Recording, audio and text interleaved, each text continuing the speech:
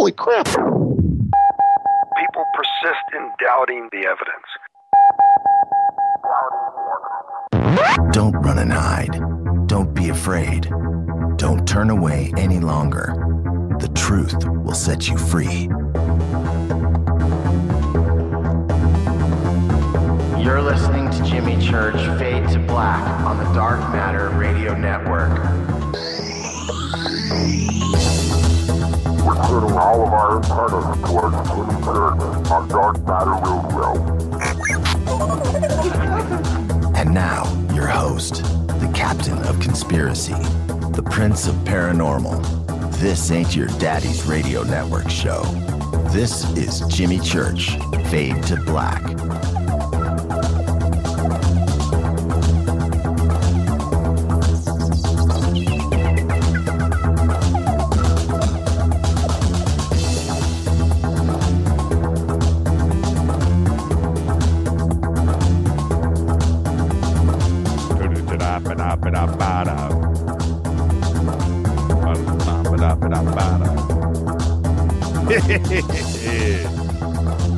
Oh, man. Friday. There is nothing like a Fade to Black Friday. How's everybody doing? This is Fade to Black, bespoke radio for the masses. I'd like to welcome everybody listening around the world, across the country. How you doing? Today's Friday, July 18th. 186 days into the new year. Yeah. Live from the JP Motorsports Studios right here in Burbank, California. For KJCR and the Dark Matter Radio Network, I am your host, Jimmy Church. How you doing? Let's get this one cracking. We got 28 minutes and counting. John B. Wells in the house tonight. We haven't had, a lot of great guests on this show over the last year. And some seriously great guests. And I have, as of yet, have this much email and anticipation for a guest like we have for John B. Wells tonight. Very excited. He's excited. So, wow, it's just like really cool. Man. Okay, let's get settled in. We've got a lot to get through here. Pretty fired up. Spending, it seems like 30 minutes before every show now. It's all about Twitter. Remember the old days? Oh man, oh man, oh man. All right, here we go. Big proud salute to the men and women in uniform all around the world, fighting the good fight for us. Without them, there is no me, there is no you, there is no us. And you know what? You couldn't hear me right now talking in my John B. Wells tude. John B. All right, let's go. Our dead guy birthday today, and how appropriate for the show tonight. Our dead guy birthday today is journalist Hunter S. Thompson. Born in 1937, died in 2005 from a self-inflicted gunshot wound to the head after George Bush was led into office. Hunter S. Thompson, known as the Gonzo journalist, completely cool guy, who wrote Fear and Loathing in Las Vegas. And for most of us out there, and I'm going to say this, just like last night's show, where are you going to go? Where are you going to go to listen to a show like we had last night with Linda Moulton Howe and Black Sabbath as the subjects for the night? Where are you going to go for that? And I couldn't believe the amount of email that came in today about Black Sabbath and favorite albums. And I just had to step back and think, and, all the other discussions last night and email that was going on Twitter with, that other host, that other late night guy. Could you imagine if he said, uh, Black Sabbath Volume 4 is his favorite album. Could you imagine? No, you couldn't. And it would never happen. And that's why we have fun here. It's about having fun. And I got email from Mr. Hawken from overseas, Richard, and he said that Kraken in Ireland means let's go have some fun. And that's what it means. He said, so, when I listen to your show and you say that, it just sets the tone. And that's what that's what this show is about. Let's always remember that. That's why we gather here every single night. Yeah, it might get a little serious at times, but it's about having fun. Family, freedom of speech, get together, snuggle up, drink some coffee, burn a couple of heaters, and just hang out and learn something. That's what it's about. All right. So with that, Hunter S. Thompson is about all of that too. Certainly burning the heaters. And when I was in high school, there was a close friend in our circle of friends down in the Canal Zone. And we had our little circle, maybe 8-10 of us, and probably 9 of us of those 10 are still in communication to this day via Facebook. And we had Ricky Royo on the show, if you remember, a couple of months ago. Well, anyway, one of those circles, the missing guy, don't know where he is. His name was Sean Matros. Sean was heavily into archaeology, and that's what he wanted to do. And really hip guy, really cool guy. Really turned me on to Egypt at a young age. But anyway, one day I walked into class, and sitting on my desk was Fear and Loathing in Las Vegas. Dog-eared paperback version of it. Sitting on my desk, I'm like, what is this? And I'm looking at the cover, and Sean turns around to me and he goes, you got to read that. And I did. Didn't really get it, but I did. And I read it again and again. And Fear and Loathing and Hunter S. Thompson definitely helped shape the country for us. And every year we get around to this time, and Hunter S. Thompson, miss him, totally cool guy, and a seriously good writer. And so there you go. Self-inflicted gunshot wound. But there you go. Hunter S. Thompson, born today, died in 2005. And with that happy note, let's get this one cracking. Yeah. Why do I think it's because John B's on the show tonight? And this, there are a few guys in this country that I just sit and I'm just in awe with intelligence and points of view and opinions. And John B is one of those guys, I think, for most of us. And he's on tonight.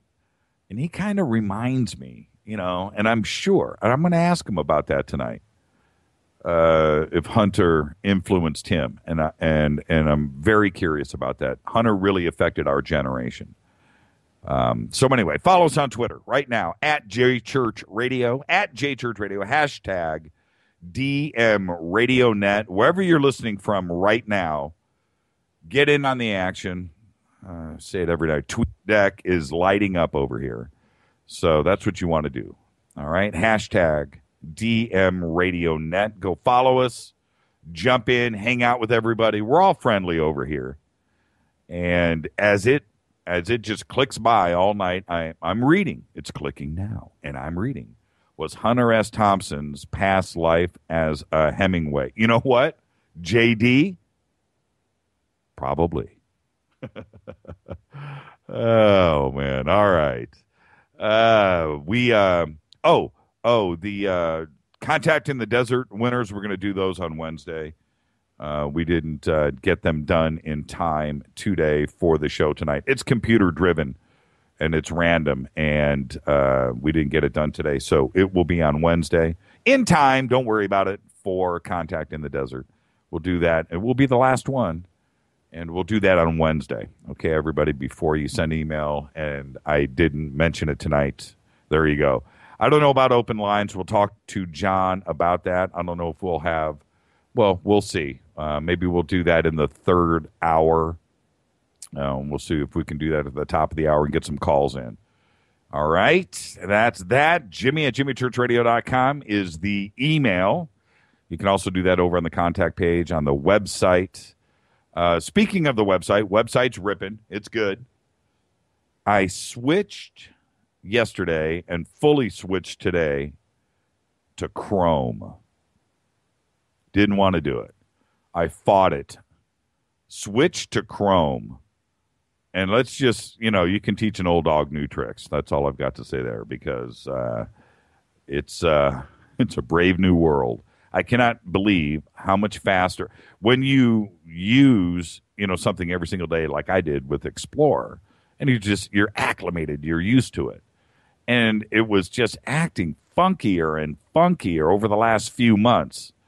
Certain websites wouldn't open and would lock up, and Chrome is ripping. Problem solved. Before anybody, Jimmy, where have you been? Well, I just fought it. I did. But I gave in. I caved, and I'm happy. So there you go. All right, talk to Dale today. We are going to have some T-shirts. And something else I was fighting, but going to have some T-shirts. Hopefully we will have everything up and done and ready in a couple of weeks. It takes a little bit of time to get them done. Working on, Eugene just tweeted, Chrome is awesome with Windows 8. I learned. Man, I am happy. Been on Chrome for a year. Best browser. That's from George Beck, Milan. And Chrome is the NSA of browsers. Man, and Spaceboy says Firefox. Now look, it took me this long to get into Chrome before I even go anywhere else. Just let the dust settle a little bit. But digging the Chrome. Anyway, where was I? Oh, T-shirts. So we're working on a design that I think will be cool. And I had said one time about a year ago, one thing that bothers me is when you walk around the streets of your city and you see some 45-year-old guy that's just a little bit too old to dress young. That line that's there. There's a line that you cross when now you can't dress young anymore. You can't dress like you're 18 or 17. You can't. You can do that when you're like 30, 31, and you're still looking young and you're still, but there's a line that you cross, that 45-year-old line. You're walking down the street and you see some guy like wearing an Affliction shirt. And you look at this guy with his, you know what I mean? Some kind of crazy jeans and his Affliction shirt, wearing some kind of crazy tennis shoes. And you look at him and you're like, dude, you're too old for that. Well, now we're going to design these shirts. What do we do? Do we design the shirt like I would wear, or do we design a shirt like you would wear? What do we do? I don't know. I was talking to Dale about that today. I don't know. The shirt that I would wear and the shirt that you would wear are probably two different things. So there you go. So I guess, do we go hip? Do we go urban? Do we go street? I don't know. I really don't know. And then see, this is the thing. So we do the shirt, and then I can't wear it because I'm too old to wear it. Everybody else will wear it with pride and they're cool, but I can't. Or should I wear the shirt at all? You know what? That makes sense. I guess I wouldn't have to wear it. Because I can't, that's too vain, right? I can't wear my own shirt. Problem solved by the producers here at Fade to Black. I'm too old to wear my own shirt. All right, let's take that first break. Let's get through this because I want John B in here as bad as everybody else. So let's take a break. I got some email I got to read when we come back. And Yeah, just go ahead. Follow us on Twitter at JChurchRadio. Wow. Whoa. Where's the audio? I don't have audio playing. Oh, there it is. Freaked me out there for a second. This is Fade to Black. Fade to Black Friday. Bespoke radio for the masses only on the Dark Matter Radio Network. Follow us on Twitter at JChurchRadio. Tonight, John B. Wells. For the duration, shoot me an email to jimmy@jimmychurchradio.com, and I'll read all of your questions before I do lose. I promise. I'm your host, Jimmy Church. I'll be back right after this. Do not touch that mouse.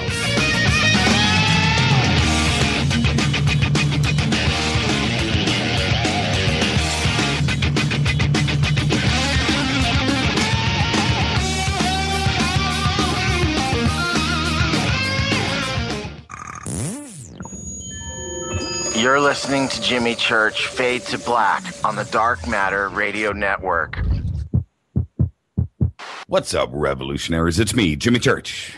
Do you have an IRS or state tax issue? Well, I did, and I called national tax experts.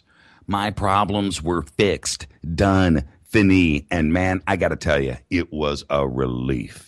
National Tax Experts are a recognized tax office that services clients in all 50 states. It doesn't matter where you live. Give them a call. I'm telling you, they take the time to understand each and every client's individual financial status as well as their financial goals. And that's exactly what you need, my brother, when you're taking on the evil 3-letter. So, seriously, give them a call today at 1-877-909-5444. Again, 1-877-909-5444, or go check out their website, www.nattaxexperts.com. That's NATTAXEXPERTS.com. Tell them Jimmy sent you. This is KJCR at JimmyChurchRadio.com. On the Dark Matter Radio Network.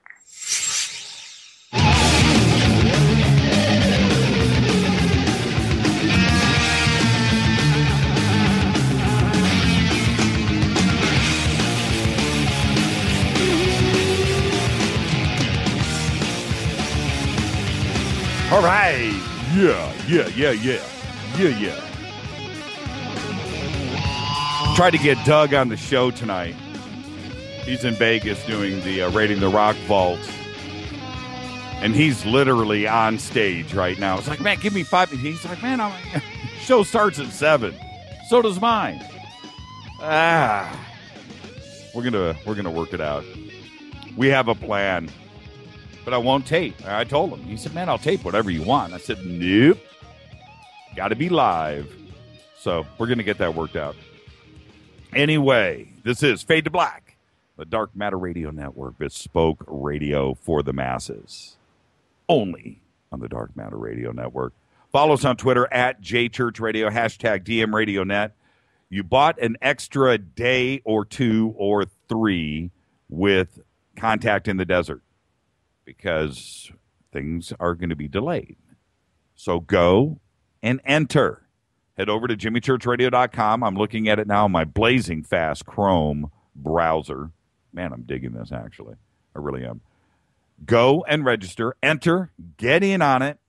And come join us August 8th. This will be your last opportunities to do it. So over the next few days, you got a weekend. And so everybody hearing the replay on Dark Matter over the weekend when you hear this, or if you're clicking on YouTube on Sunday, whatever, enter, get in. We will be doing the next and final round on Wednesday. Tsoukalos, Wilcock, Greer, Von Daniken's winging it over from Switzerland, Tellinger, Martell, David Jacobs, Richard Dolan, John Anthony West, Linda's going to be there, Jesse Marcel, and us. The list goes on and on. There's another 30 presenters. Come join us. We will be broadcasting August 8th, Friday night. all the winners will, well, if I can, make you, come join us on the air. It's going to be awesome. Going to be shooting video the whole weekend, taking pictures. We've got a little red carpet set up with Steve Murillo and UPARS. Come and hang out. It's going to be great. I actually got an email yesterday from somebody that is coming out from Florida. Not a winner either. They're just coming out from Florida. I cannot wait. This is a big event. And so please come and join us. Go and enter and win. I cannot wait. I do. I want to say your name next Wednesday. It can only happen one way. Get over to jimmychurchradio.com, click on it, go over to the Faded Black page, and enter.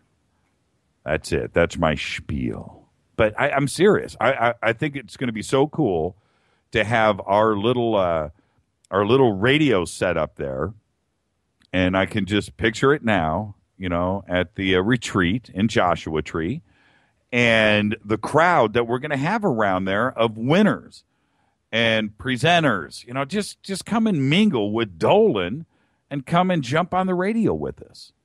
It's going to be a great time. Maybe have a bottle of vodka right there, some shot glasses on the air. Keith, did you hear that?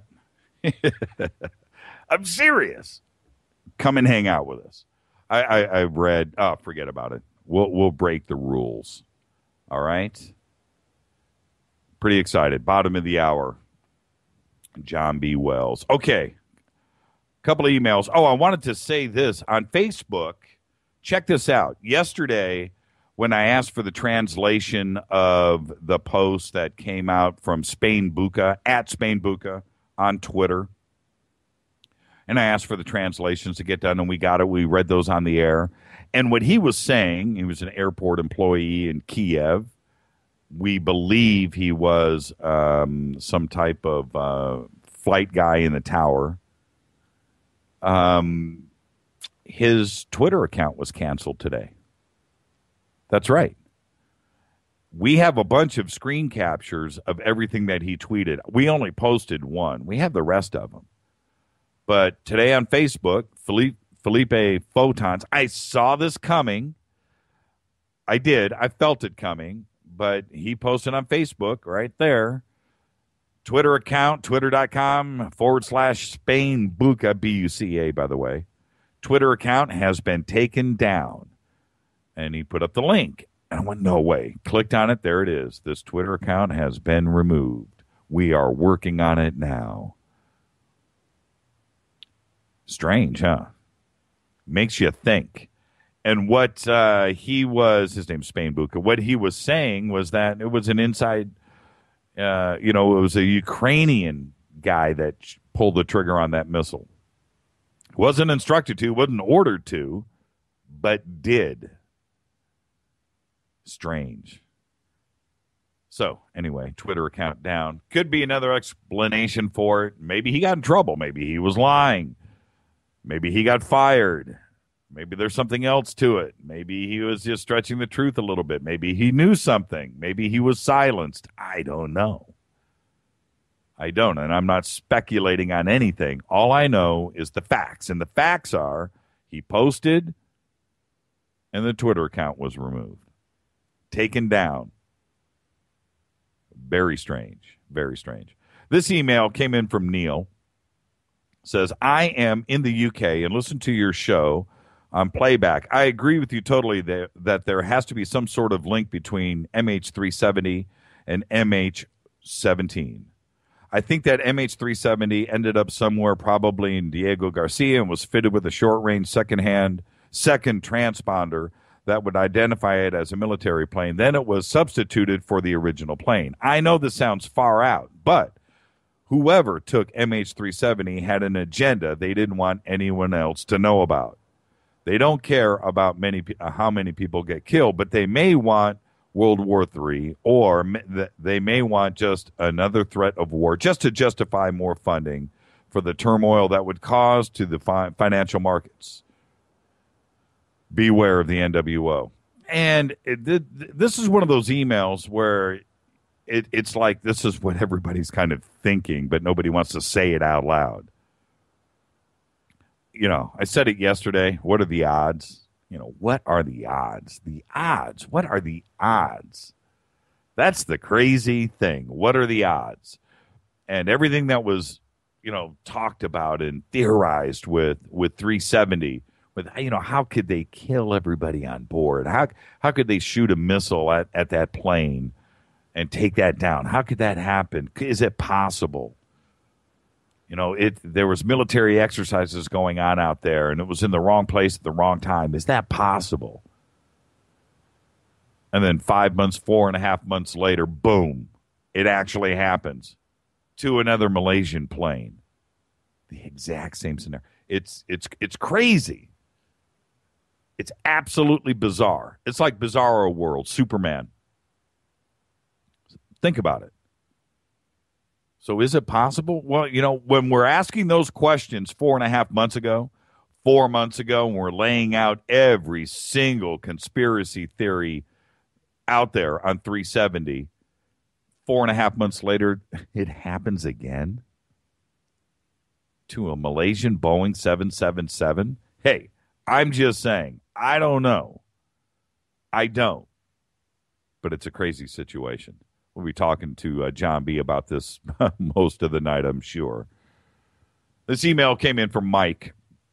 When you have John B. Wells on the show tonight, could you have him do his Art Bell impersonation? Mike, you stirred the pot on that one, brother. You stirred the pot on that one. I'll do my best. I got to hear it myself. Since we can't have Art on the show, you know what I mean? Might as well have John B. bust out his best Art and get the... I don't even know what to think about that. And by the way, I am right now drinking out of my Lynn Lewis Elvis coffee mug. Listen to this. Fresh Starbucks out of my Lynn Lewis Elvis coffee mug. I should take a picture and post it right now during the show. So, you know what? I'll do that during the break. I will show the world my Lynn Lewis coffee mug full of Starbucks. So really quick before the bottom of the hour gets here, this is, I wanted to just review this in real time. The post yesterday from Spain Buca read, really quick, the military people under the direction of the Interior Ministry knew at every moment what was happening. That's the first post. Second post on Twitter. For those who do not know, let me put it this way. There are military people under the command of the defense and military, under the command of the Interior Ministry. Next post. The high-ranking officials did not order the missile strike. Someone pulled the trigger in Ukraine's name. And the last post. The military satellites did capture all of the data about the missile shot towards the airplane. The civilian radars did not. Now, out of all of these posts, the last one, we know that is true. Just makes you wonder, doesn't it? And then to turn around today and have his Twitter account removed. I don't know. I really don't. Tonight, John B. Wells. Next week, well, we got a really cool week set up. I will do this. I'll leak one. We've got Jason Martell next week for 2.5 hours. Chew on that one. We got a great week set up next week. All right, with that, this is Fade to Black, the Friday edition. Follow us on Twitter right now, @JChurchRadio. Shoot me an email to Jimmy@JimmyChurchRadio.com. When I come back, John B. Wells in the house. Stay with us. Don't touch that mouse. Way out here, we listen to Jimmy Church on the Dark Matter Radio Network. Dark Matter. Dark Matter. Dark Matter. Dark Matter. You're listening to Fade to Black on the Dark Matter Radio Network. ¿Qué tal, mis amigos? Yo soy Mario Carson, el tiburón, y los invito para que escuchen a mi buen amigo Jimmy Church Radio. ¡Claro que sí! Oi, oi, I'm Reese Evans. You're listening to Jimmy Church. This is Revolution. The revolution will not be televised. The revolution is on radio. Ciao.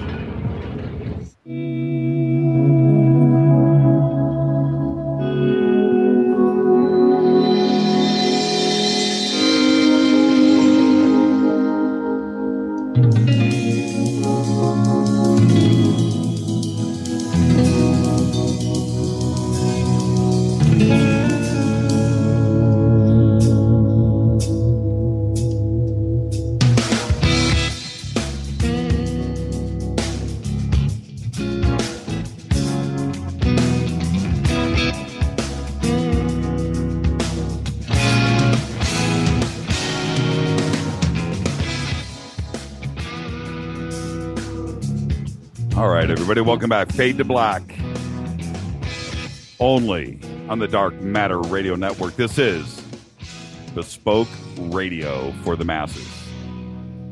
Follow us on Twitter right now at JChurchRadio. You want to hashtag DMRadioNet, go hang out with everybody else. They're all there. It's fun. It's nice. They'll be gentle. Shoot me an email to Jimmy@JimmyChurchRadio.com. And I am ready. Let's get this one cracking. John B. Wells is the leader of Caravan to Midnight. Actor, musician, writer, investigative journalist, composer, martial artist, aviator, and broadcaster, John B. Wells finds the ancient sage advice of concentrating on just one thing to be true. He's his one thing, the arts. John is also an internationally renowned voiceover artist with credits ranging from serving as the announcer for CBS, The Late Show with Craig Kilborn. I did that show a couple of times. Interesting. To voicing promos for hit television shows like Discovery Channel's Deadliest Catch and Gold Rush, to lending his voice to films like Oliver Stone's JFK and talk radio, as well as the popular series Unsealed Alien Files. John also performed weekend duties as the top-rated host of the nationally syndicated overnight radio show Coast to Coast AM. After frequently serving as a guest host in January 2012, Wells became the Saturday evening host of the most listened to overnight program in history and held that seat until January 2014. I would like to humbly welcome to the program Mr. John B. Wells. John, are you with us, sir? Jimmy, thanks a lot. Thanks very much for having me on. It's an honor, brother. No, the honor is all here, and I think you know that. But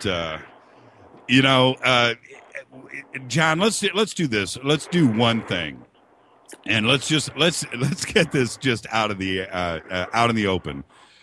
Everybody really wants to know, really what happened. You know, the inside dope, and I don't know how far you want to go with that, but for everybody out there, what happened?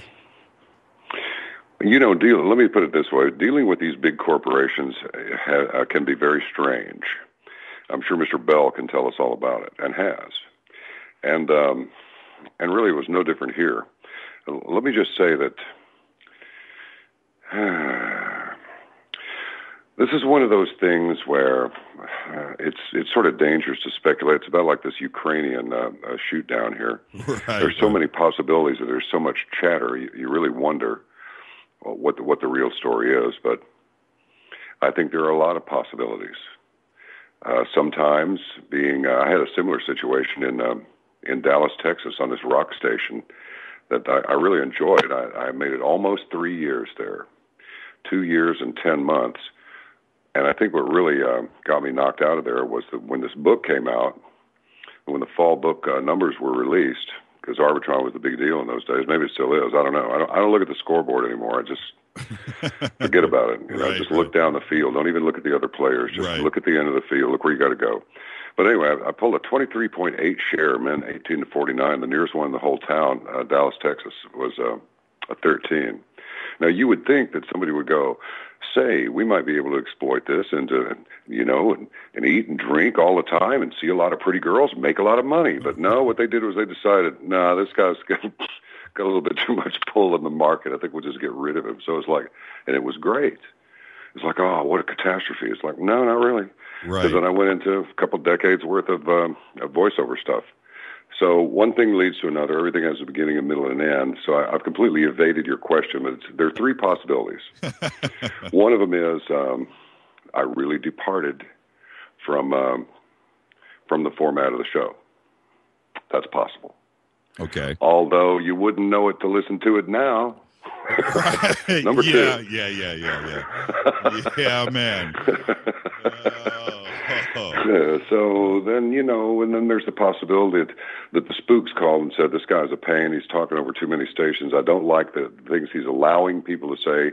You need to rein him in. That's possible. I don't know this, but it's possible. Well, George was like a Navy PR officer for many years. I mean, I don't know. I didn't see him. I wasn't in the Navy. I didn't see him. I can't verify this. Haven't even looked into it. I don't know. Maybe somebody called him up and said, you need to shut this guy up. He's making us mad. Right.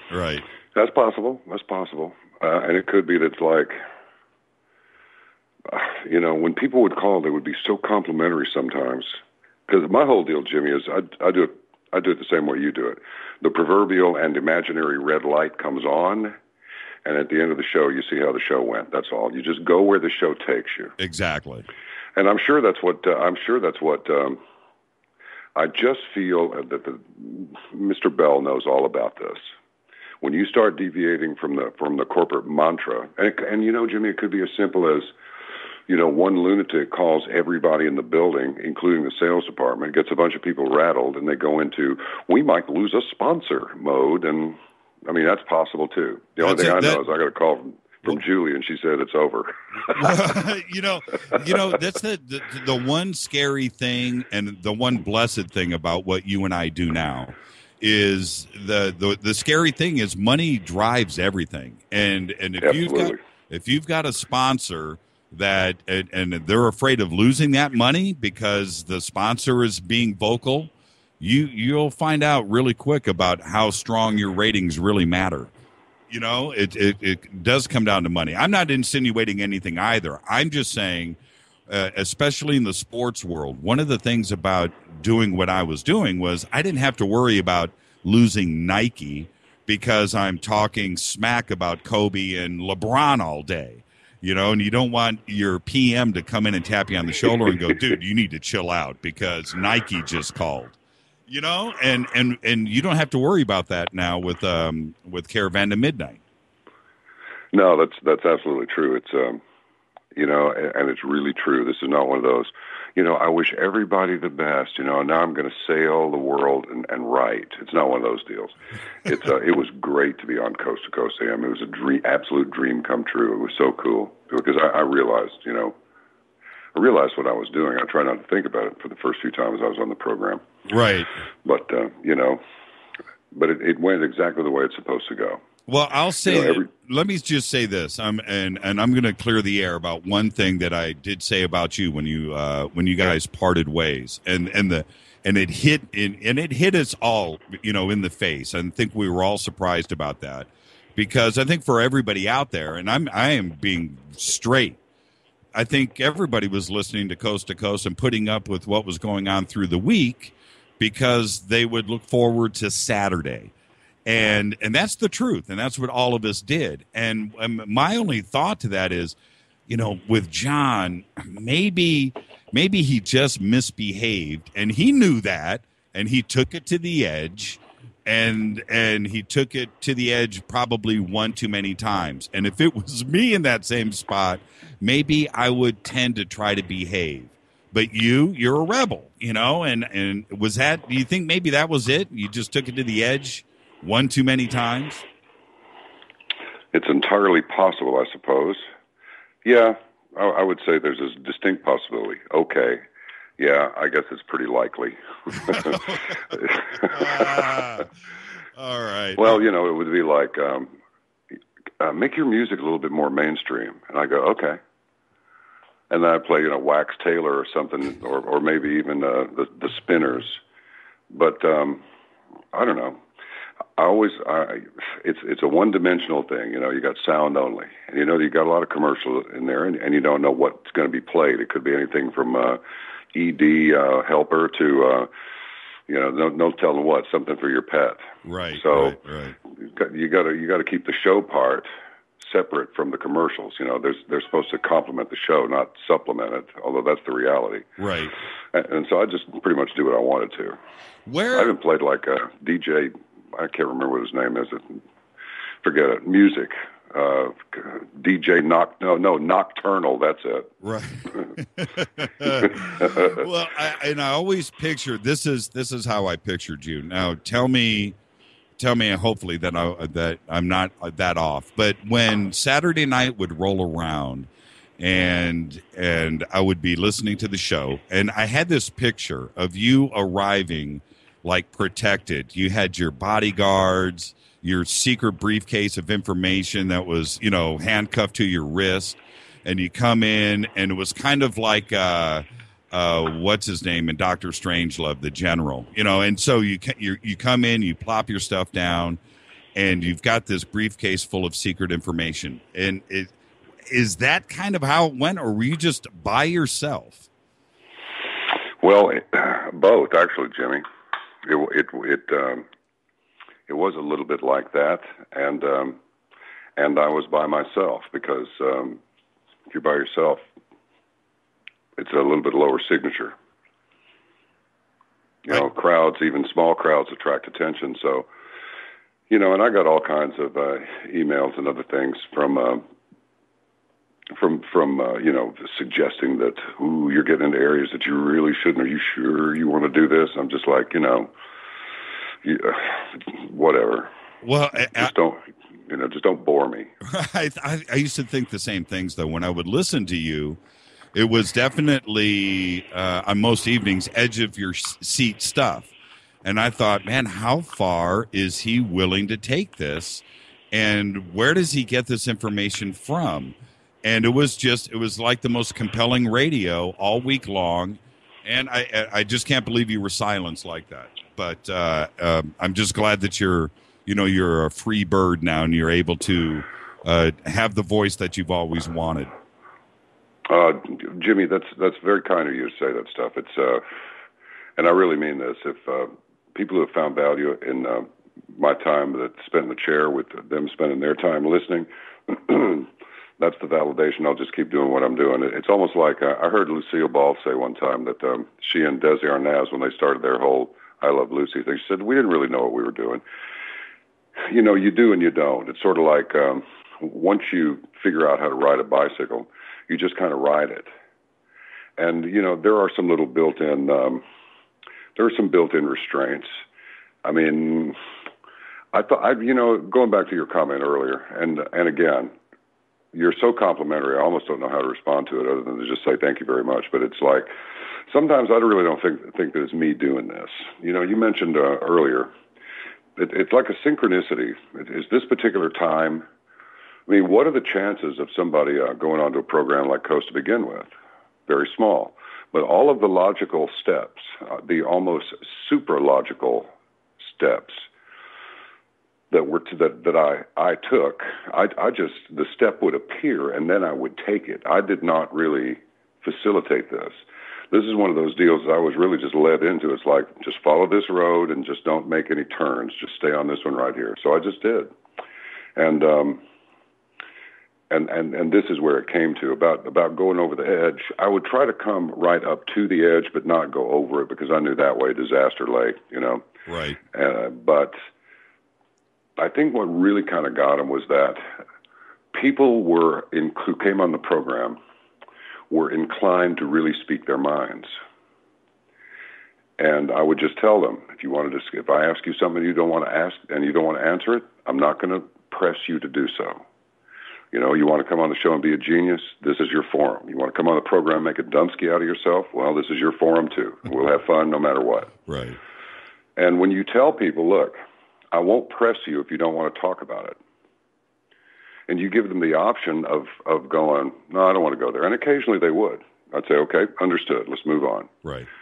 But it also gives them, I think it makes them feel comfortable that you're not going to ridicule them for what they say.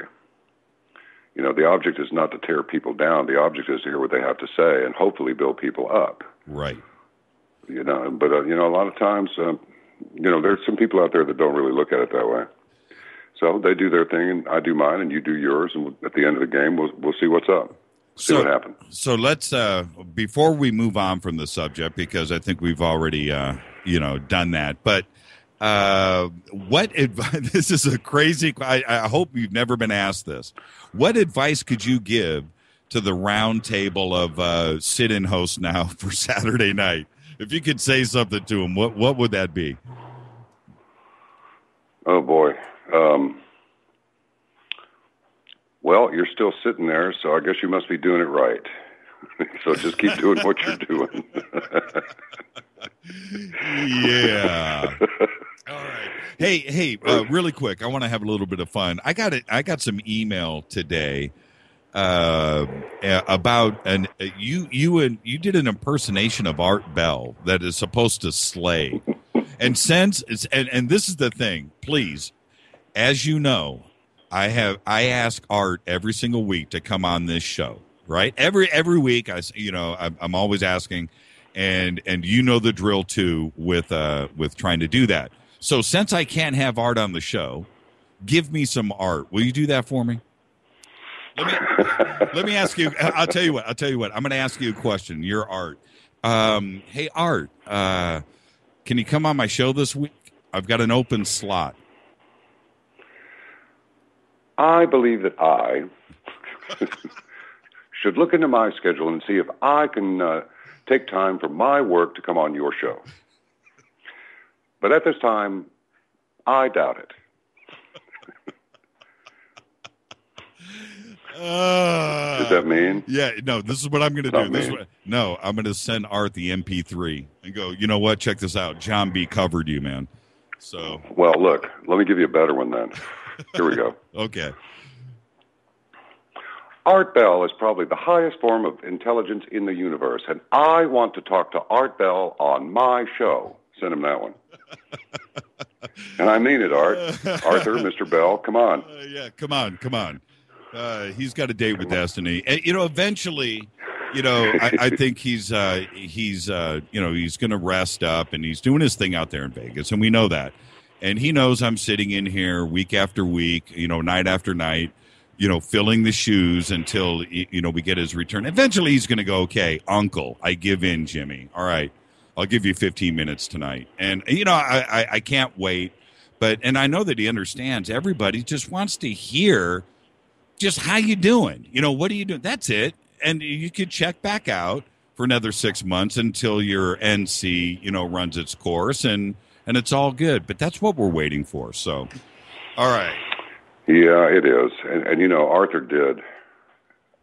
I mean, he really did. He really changed everything. He changed everything.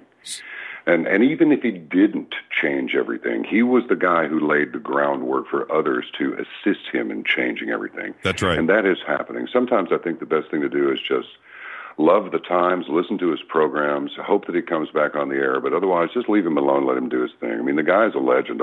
He could quit right now permanently and never come back again, and all anybody could say is, well done. That's all they could say. Yep. I mean, he tried to take on this big corporation, and, these big corporations have got pulled. They do. And, he's almost like Elvis. He's kind of doing it. He's kind of by himself. So, he's a great guy. I mean, his name and his reputation, his legend it is written now. So it's like, let him do what he wants. He's going to anyway. Yeah, that's right. Exactly. And, it's a strange thing for me. Even when I started doing the sportscasting thing, I just thought to myself, if I could just engage like Art engaged, if I could get half of that engagement with the audience, half of it, then I've won, and that's it. And that's what he meant to. There isn't a broadcaster in this country that doesn't think that he wants to be Art Bell. And I don't care who he is, or what the style of the show is. And that's the truth. And yeah, he's meant a lot to all of us. It's a weird thing. You're a musician, and you can kind of look back in life and look at a few different things where there's a period in this country before and a period after. Like, there's before Jimi Hendrix and then there's after Jimi Hendrix. There's game changers where you can define it. And Bell is one of those guys. Truly. Yeah, he really is. Yeah, absolutely. He's like one of the great guitar players. The moment he opens his mouth, you know exactly who it is. Just like some of these great guitar players, the moment that they hit a couple of three notes, you know exactly who's playing. Yep. And there are a zillion guitar players out there, but, you know, you can go, that's not Page. Or you'll say, that's not Hendrix. You say, that's not Eric Clapton. That's not Leslie West. That's right. You know, there are a bunch more of them, too. That's not Dickie Betts. Ooh. Yeah, Poor Dickie Betts. Wow, you pulled the Dickie Betts out. Hey, you know, last night, and I said this earlier today on the show, last night I actually said on the air, imagine this on a show like this. I said, okay, you know, Black Sabbath. Yesterday was Geezer Butler's birthday from Black Sabbath. And I said, you know, what's your favorite Black Sabbath album? And I wanted to light Twitter up a little bit. And I thought, what show like this in the country, could you imagine another host, if you know what I mean, wink, wink, saying Black Sabbath on the air? And then you and I were talking yesterday. Yeah, you know what I'm saying. And yesterday you and I were talking, and you actually said, and you floored me with this, you said Ronnie James Dio, Richie Blackmore's Rainbow. And I was like, man, John B., you are forever on my list, man. You know, hey, you remember when Thane from Uriah Heep almost got electrocuted on stage when that amp went off on him? Absolutely, you remember that? Absolutely. And Uriah Heep, where? Yeah, John, you can come on the show anytime. You know what? I heard Gypsy being played. I went on a quest to find out who is that, and I heard it on those underground FM stations. And they didn't say who it was. And it turned out it was on Uriah Heep's first album. Right. And I had to play Gypsy on Coast to Coast, just had to. A great organ intro and all that. It's just, and it's so repetitive. It's obviously pothead music, but it's good, you know? Well, when Ozzy left Black Sabbath, wow, I can't even believe we're going into this zone, but when Ozzy left Black Sabbath, that's who he got to be his backup band on his first album with Randy Rhoads, was all of the Uriah Heep guys. And, yeah. You know what, Rhoads, now there's a guy I left off the list. That dude was amazing. I thought that he just, Tony's fine. Tony got them where they're going, you know? Yep. Tony got it going on. That was a completely different guitar style, and Tony did it. But things change. And when Rhoads came on, I thought this elevated the sophistication of the Black Sabbath, Ozzy franchise. Do we dare use that word? Yeah. Oh, my God. Did I really just say that? I'm sorry. I just took it to a level of sophistication that was amazing. I thought Rhoads was just a fabulous guitar player. He made a deal with the devil. You know, because when I dropped the needle on that first Blizzard of Oz record, and I heard that, you know, that intro, I thought, no, you know, it's impossible to play like this and to think like this. Yeah, you're absolutely right. Absolute game changer right there. So, you know, I wanted to say really quick, John, if you don't mind, today is Hunter S. Thompson's birthday, and I don't know if you knew that before coming on the show. Did not. Yeah. Did he affect you growing up? Yeah, he was definitely part of the swirling tornado that we were caught up in back then. Yeah. I remember reading Fear and Loathing in Las Vegas as part of a series in Rolling Stone when they were still folding it in quarters. You know, right. I got old Rolling Stones with John and Yoko on the front of them. Yeah, he did. But I got to tell you that that whole Timothy Leary thing and the description of all that stuff those guys were doing in Fear and Loathing in Las Vegas, it just really illustrated the nastier side of a movement. Because frankly, I've never seen high doses of LSD do anybody any favors. You know, and I just thought, okay, you know, people got to push the envelope. Guy jumped off a building in New York City with bat wings on. Of course, he plummeted 10 floors to his death, but he tried it, so go ahead, knock yourself out. I'm going to observe, just in case this is a really screwed up idea. Yeah, exactly.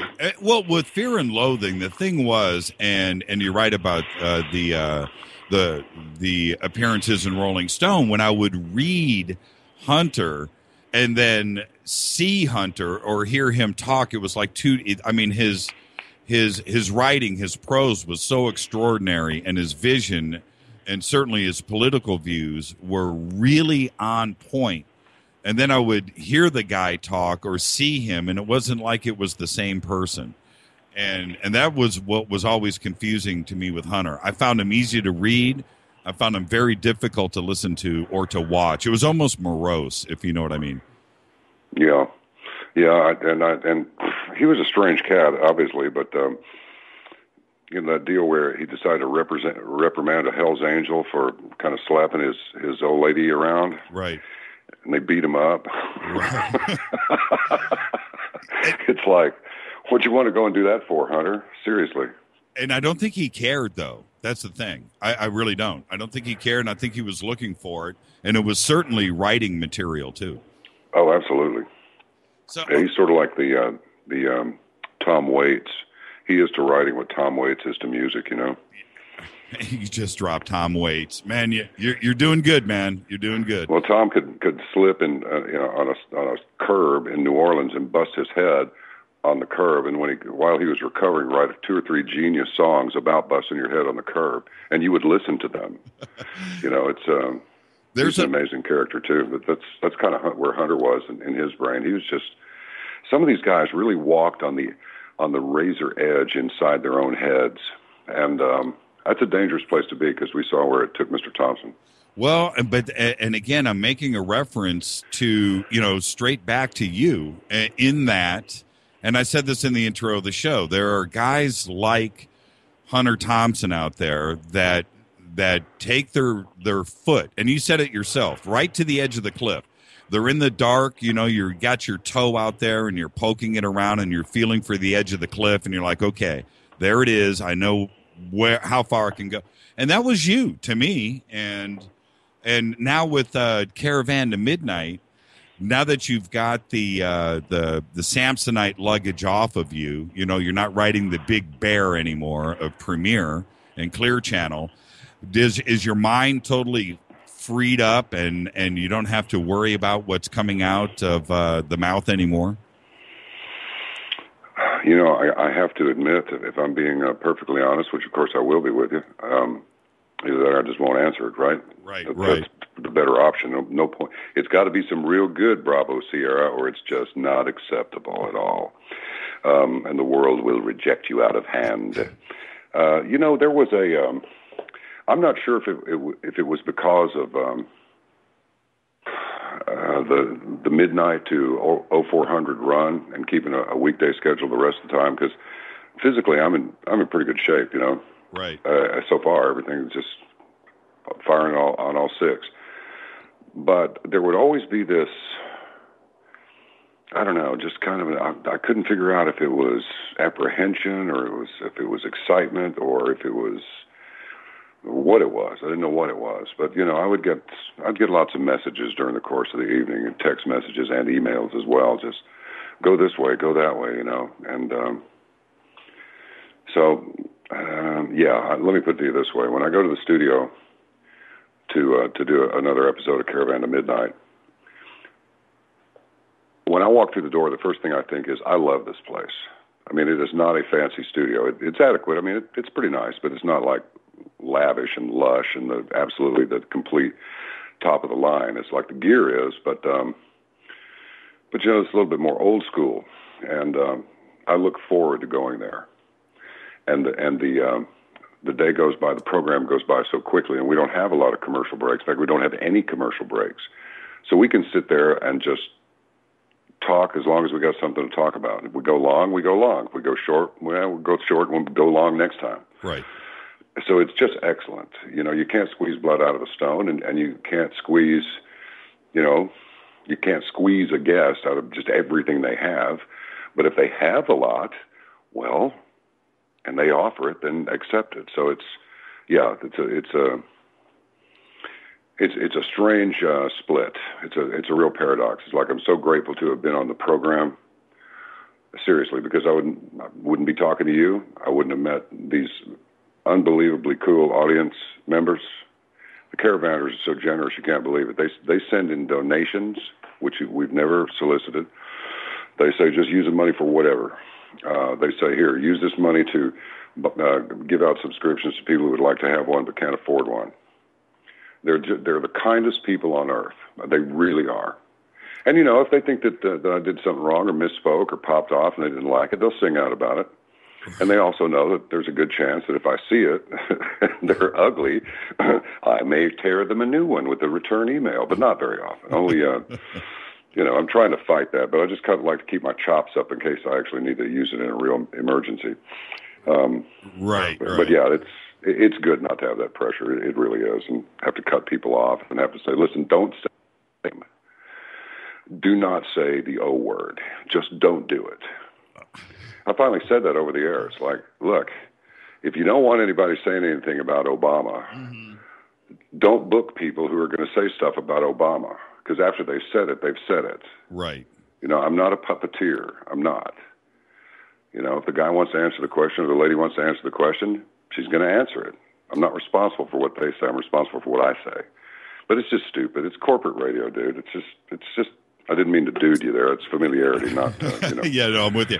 Well, and as soon as they suggest that, well, then that's the most majorest jinx of ever, you know, and so that just makes it inevitable that it is going to happen. And why put that in the front of your brain, that obstacle? Because it's just like, you know, your guest is going to say it now, and then you're going to be stuck. And now you're in a catch-22. You know, it's like setting up for failure is what it is. Mm-hmm. If, you know, and well, anyway, let's move on. Enough of Premier. Now, if I don't answer your question, just say you didn't answer my question. Can you give me a little bit better answer than that, man? No, that's all right. Hey, where do you back to Caravan though? Where do you get your guest list from? And are you now you're free to do whatever you want to do as far as guests go. But where do you get the ideas from? Does it come from your producers? Do you have a wish list? Do you have a black book? You know, where does that come from? Really, all of the above. Sometimes I'll say, like in the case of Barry Trower, I said there's an ex-Royal Navy guy named Barry Trower. I forgot to ask him if he was related to Robin Trower. Oh well. By the way, are you related to Eric Church? Everybody asks me that every single day. No, I'm not. I know. Yeah. I know. That's why I played that card. I know that. I said his name's Barry Trower. You know, see if you can get him. And it was not easy to get him, but we finally did. And he's like, no email, no computer, no nothing. He's got a twisted pair analog phone, and if you can't catch him while he's near it, you're not going to catch him. But we got him on the program, and man, did he ever blow my mind real bad. And he was just a consummate English gentleman. But he was a microwave warfare specialist. Microwave warfare, really? Say, isn't that microwave that everybody's just beaming out all over the place like it's nothing, carrying everything from bank information to your internet? Yeah, that microwave. Well, would that have some effects on human health? Most assuredly, sir. Excellent. Well, tell us all about it. I'm prepared for gloom and doom. Right. And boy, he let us have it. Plenty of gloom and doom. It isn't good for you. That's what, you know, when you got statistics like 1 in 2 men and 1 in 3 women are going to get cancer who are alive today, say, those are pretty bad odds if you ask me. One thing I wanted to touch upon with you is Fukushima. Yeah. And why do you think... I don't talk about it on my show. Well, I haven't, I should say. It's not that I wouldn't, but it just hasn't come up. And why do you think the media has just let that one go? Probably, and especially if you're a sushi fan, you know, your days are numbered there. But if you know what I mean. Why do you think the media has just chosen to look away? This has the potential to be the most complicated and convoluted answer I could give to that question. But it has to start here. Does everyone have a pretty good sense of how much conditioning we have undergone through television? It has been It's been a great benefit in many ways, but it has also been an abject disaster to the human psyche. I really believe this.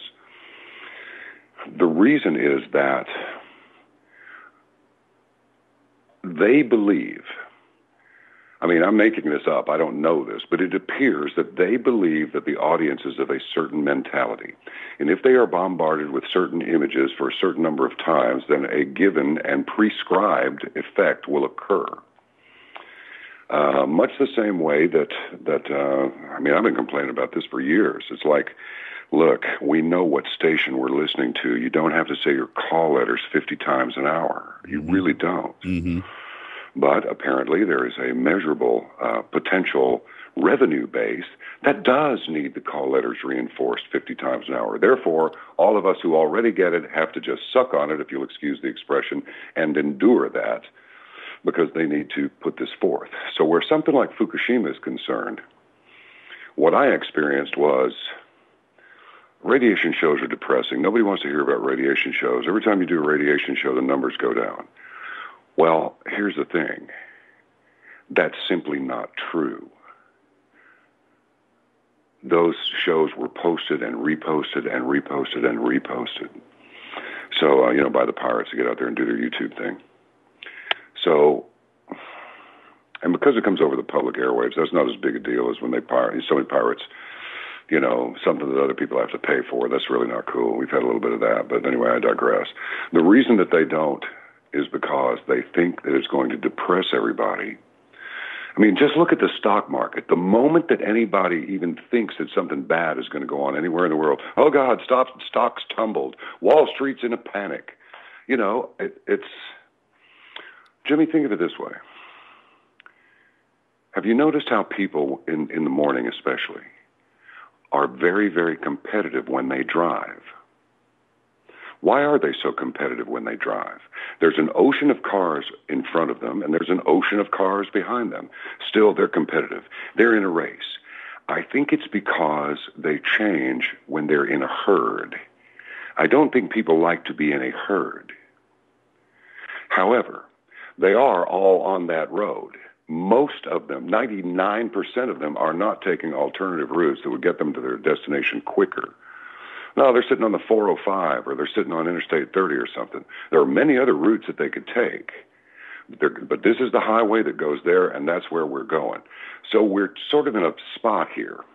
When you, going back to even the Marshall McLuhan days, almost none of that applies now because it's part of us. It's not something that we study and say, what if, or it has the potential to create this effect. The effect has already taken place. So we need a new Marshall McLuhan who will tell us where this is eventually going to take us with this much information in us all the time.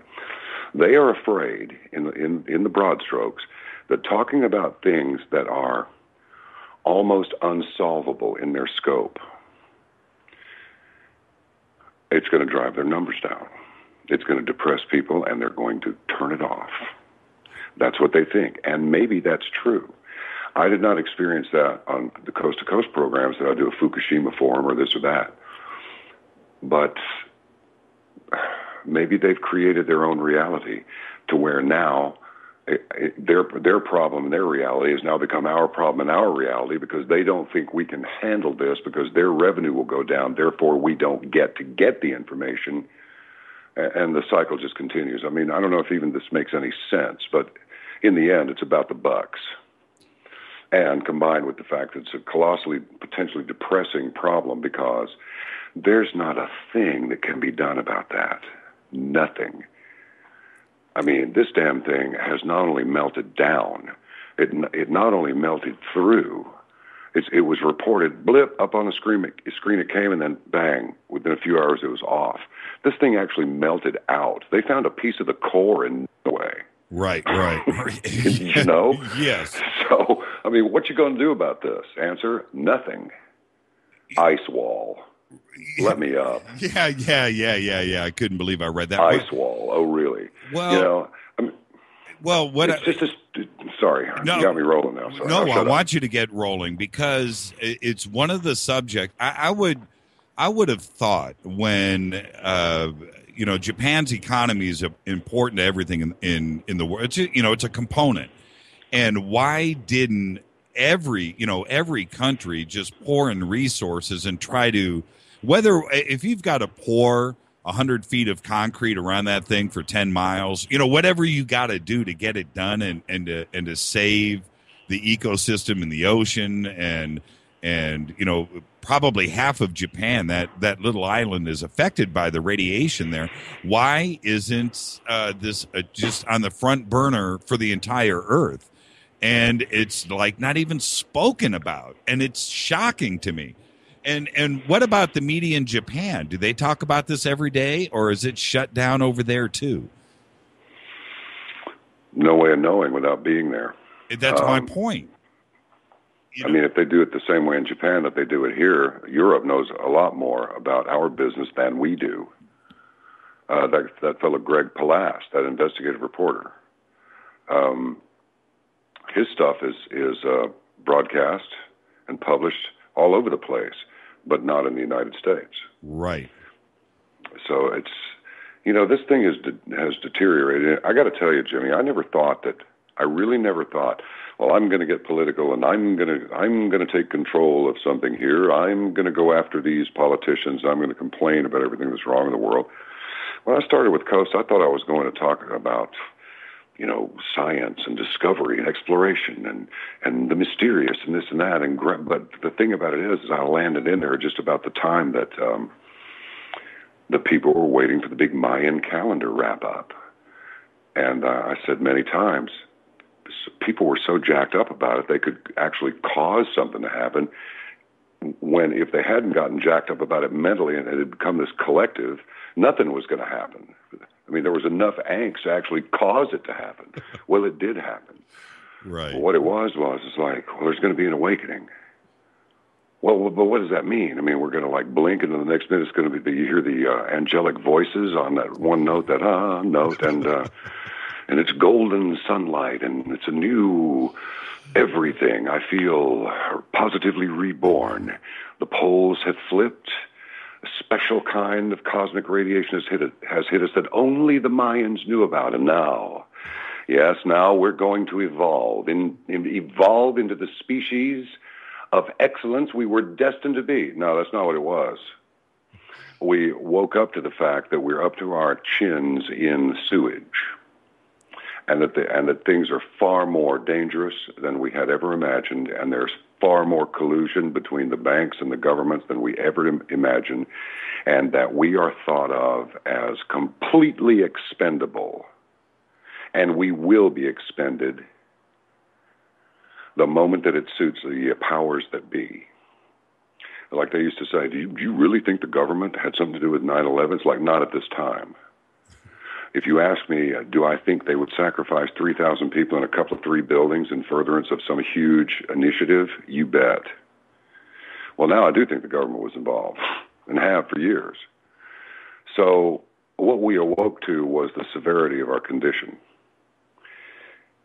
I think it's remarkable that people are waking up as fast as they are. But I think what's waking them up is that they realize this could be potentially scary, and it's not just something that you might only be able to simply observe. You're going to be a part of it. You're going to have to get down in the mosh pit. The mosh pit, in fact, is coming to you. So that's why I wound up talking about the stuff that I talk about, because I think this stuff had better be talked about now, because there is no later. I just don't think there's a later for us. There are too many things happening. I've said this ad nauseum. Once more won't make any difference. Right. Let's go. Obi-Wan Kenobi said, in my experience, there's no such thing as coincidence. Yeah, but it is all coincidence, Jimmy. The thing that doesn't exist is an accident. None of this stuff is happening by accident. Let's take this Malaysian airliner. I mean, which one? Which one? Wait, John, which one? Well, exactly, brother. Yeah, exactly. It's like, gee, isn't the timing just a little bit curious here? And how many of these reports are true? One says, well, X number of people are on the flight. Another one, some Ukrainian guy on the ground said, say, some of these bodies are not fresh bodies. Some of them are in a state of decomposition, and they've had their blood drained and everything else. And then 100 people on the plane had something to do with an AIDS thing, an anti-AIDS initiative, research, science, convention, something. Well, then it turns out it's only 2 or 3 people. So that's the problem. The problem is that with the information age comes the waterfall. I demonstrated one on the show the other day. This person had sent me a large piece of paper. It must have been like 2 feet wide and 14 inches tall. And in very small printing was everything that could possibly cause angst. Alien invasion, alien abduction, alien collusion with government, strangelet, everything in the book. I was reading this stuff going, wow, this is insane. But it's point taken because that's what we're getting in the information age like this. We're getting so much information that it's easy to cause confusion. So it's almost like scanning ships on the horizon. My dad was a Navy man, and he said, you didn't look directly at the horizon. You looked just a little bit above it, and then you could see all those ships. And he goes, I was the only one that saw all of the, in those days, Japanese ships, because Dad was like that. And he kind of taught me to be like that. It's like, don't look at things the way that you think you're supposed to look at them. Just look at them. And then he talked to people like Dr. Judy Wood. She was so cool. I'll tell you, I about fell in love with her just listening to her voice. She's so bright. And her picture is cute, and she's just so alive and into it. She said, John, wait a minute. You're starting to talk about the how and the why. She goes, for the moment, let's just stay with what happened. And I'm like, right on, sister. Keep rolling. I'm going to just stay out of your way. And, man, she let us have it. So that's what we have to do. We have to deal with what is happening. Then the why and the who will be revealed. But right now we're trying to get our minds around what is happening. Well, we'll deal with the rest of it later. I said during the intro of the show, and this is the way that it's kind of like what you're describing there. It's the way that I look at things. And 4 months ago, as all of us were theorizing and speculating and all the conspiracies with MH370, was it shot out of the air? Oh, no, we couldn't do that. Oh, we couldn't sacrifice, 225 people. It flew over military exercises. Maybe it was our own missile. All of Diego Garcia and all of these different things were just put on the table. And here we are 4.5 months later, and everything that was like speculated about the first missing Malaysian plane actually came to fruition with this one, in that it was a missile shot a civilian plane out of the sky. Ironically, another Malaysian plane, and I don't know what that plays into this whole thing, but certainly everything that we suspected about this first missing plane actually happened with this second one. And it just begs to ask, could this have been done on purpose? Would somebody have actually pulled a trigger and sacrificed civilians? Well, you know what? Maybe that really happened with the first one now, and who's really to say? And it's a scary situation we found ourselves in. Yeah, it'd be complicated, but it could even be the same aircraft. I'm just saying it could. I'm not saying I think that it is. But absolutely nothing would surprise me. They create legends. They create photographs. Just take like the Sandy Hook thing. There is mounting evidence, not suggestion, but evidence that absolutely nothing took place up there. It's just weird. Once these things take on a life of their own, and these people are real good at it. They have nothing to do all day. They have been studying psyops, psychological operations, for decades. And the other part is that we do business with everybody. We don't, Frank Lloyd Wright said, quit making this walled box within a box when you're designing a place for someone to live. Put a box in the middle and then put other boxes on the outside and make it vast and wide. We still are stuck in that walled village mentality. It's us and them. Even if we don't really want to feel that way, at the end of the day, we kind of do. It's us and them. They want to kill us. We wish they didn't feel that way, but we jerked them around over the years with, bombing them and supporting various people that tried to kill them and so forth. So they don't like us, but still, our government will do a little bit of business with them. Somebody in there, because you're never dealing with the whole country. You're just dealing with a few people who can get done what you need done. You give them a bank account, take care of everything, and you got their cooperation. I mean, this Tosh Plumley, a CIA guy who's come on, is talking about how we've been selling guns and bandages to both sides for decades because that's where the money is. So I've got a bunch of calls backed up here. You want to take one real quick? Sure. Are you courageous? All right, let's do it. Hi, you're live with John B. Wells and Jimmy Church on Fade to Black. Who's calling? Hey, this is Tim in Virginia. Hi, Tim in Virginia. What have you got for John tonight? You know, Casey Kasem's body is missing. Do you think that maybe we'll be able to find him in the rubble there on the ground in Ukraine? I think he was part of that MH17 flight. Yeah. Okay, that's a strange. Actually, there's something to that. You know, you never do. You never know what to believe. But I'm going to throw that over to you, John. Thanks, Tim. I couldn't really hear him now well, Jimmy. What was his question? He said, you know, now Casey Kasem's body is missing. Do you think we're going to find that in Ukraine? Oh, no, Casey Kasem's dead. Okay? No, he's in California somewhere. Bless him. That would be interesting, though. Yeah. Casey Kasem discovered in Ukrainian crash rubble. Wow. You know, no. Yeah. Thank you, Tim. Thank you. And this is the thing with what Tim just said. You actually alluded to this with could it be possible? And I know it's a big undertaking, but it's with everything else that's on the table right now. I don't discount anybody's theories and possibilities about what's gone on. And could it be that they just needed to get rid of that plane? And this is, I'm talking about the first one. I'm talking about 370. And here we go. And it came into play. And I had so many people call into this show saying they're going to use it. They're going to use this plane to kick something off. You watch, it's going to happen. And it's just like this crazy situation. I don't know what to believe anymore. Well, the thing about it is that's another trait that we all share, and that is we want to know now because we know that when we find out, it's going to be, well, this one did it because of this, and these two other people or countries were involved. That's just how it is, and they all did it together because they actually wanted this over here. Boom, end of story. But we're going to have to wait, and that's a problem. I mean, it's a good thing and a bad thing. As you wait, you get more information, but as you wait, the trail gets colder.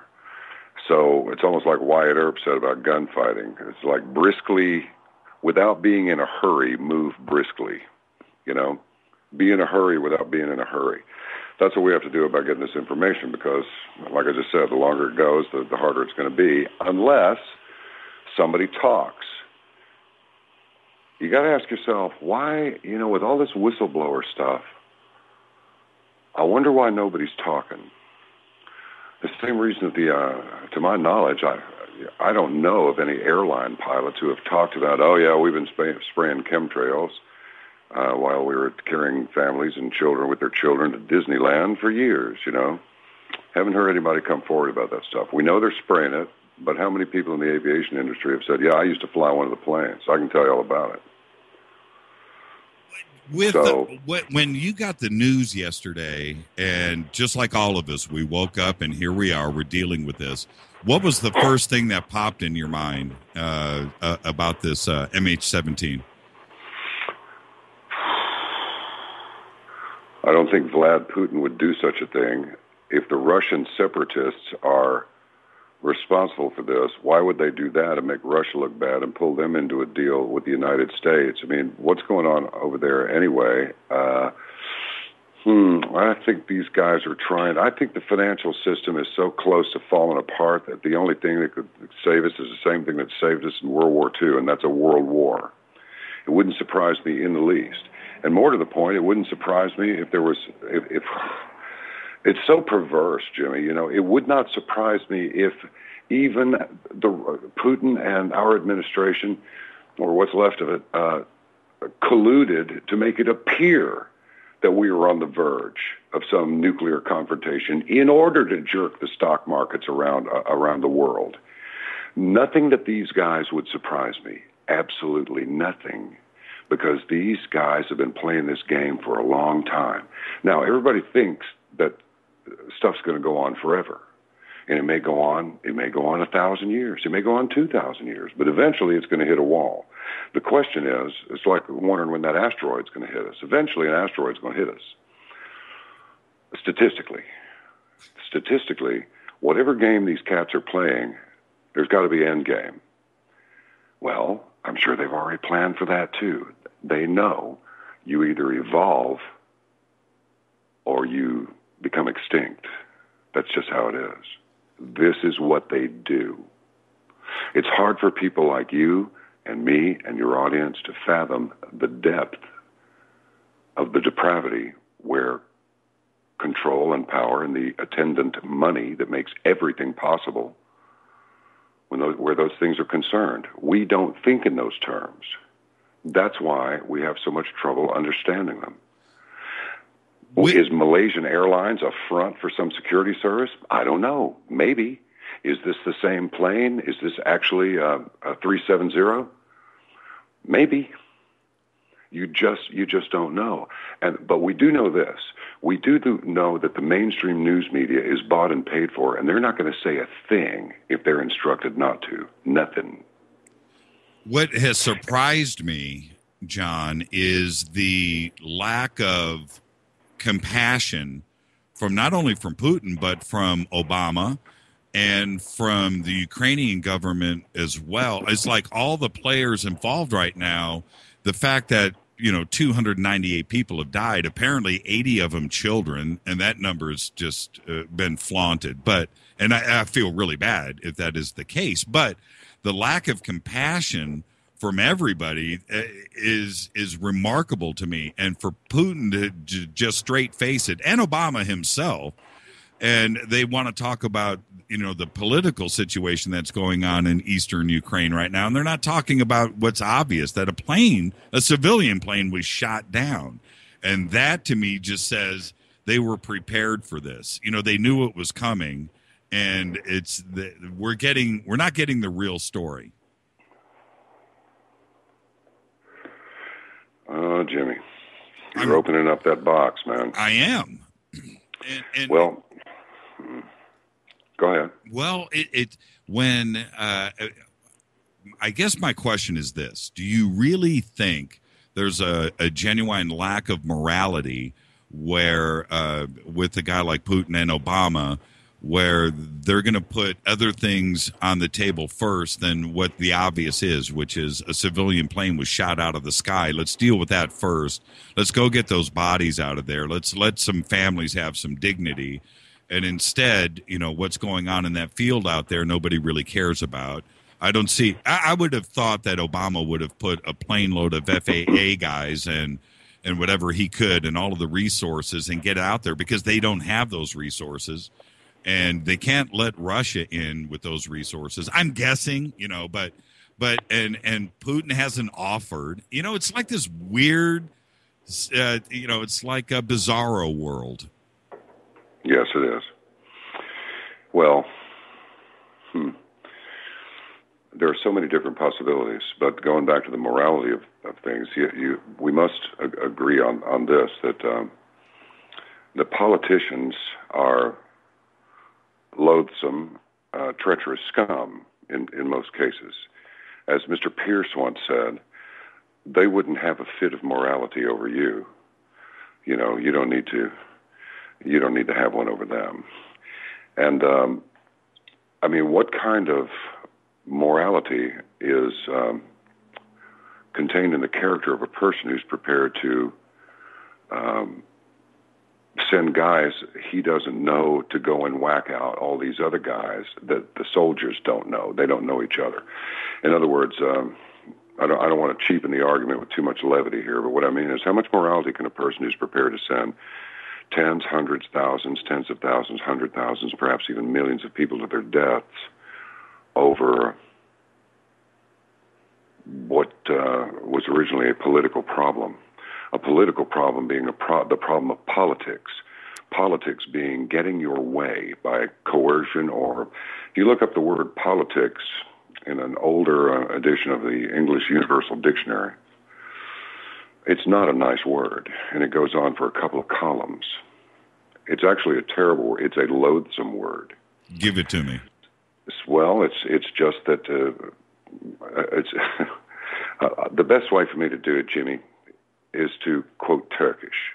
In politics, you have to be prepared sometimes to compromise your principles, like forgetting you bleep and have any. And they do it on a daily basis because that's just what they do, because it's politics. It's just politics. It's just Chinatown, Jake. It's that deal, you know? That's how they think. There is no morality. These people are amoral. Now you say, well, if you have moral people over here, but you have amoral people over there, how do you get the amoral people to be moral and stop, at least indicating that they would like to kill all of us, which will force us to become amoral? Then we'll become the same as our enemy. Look, man, earlier you said I'm the leader of the Caravan of Midnight. I'm not.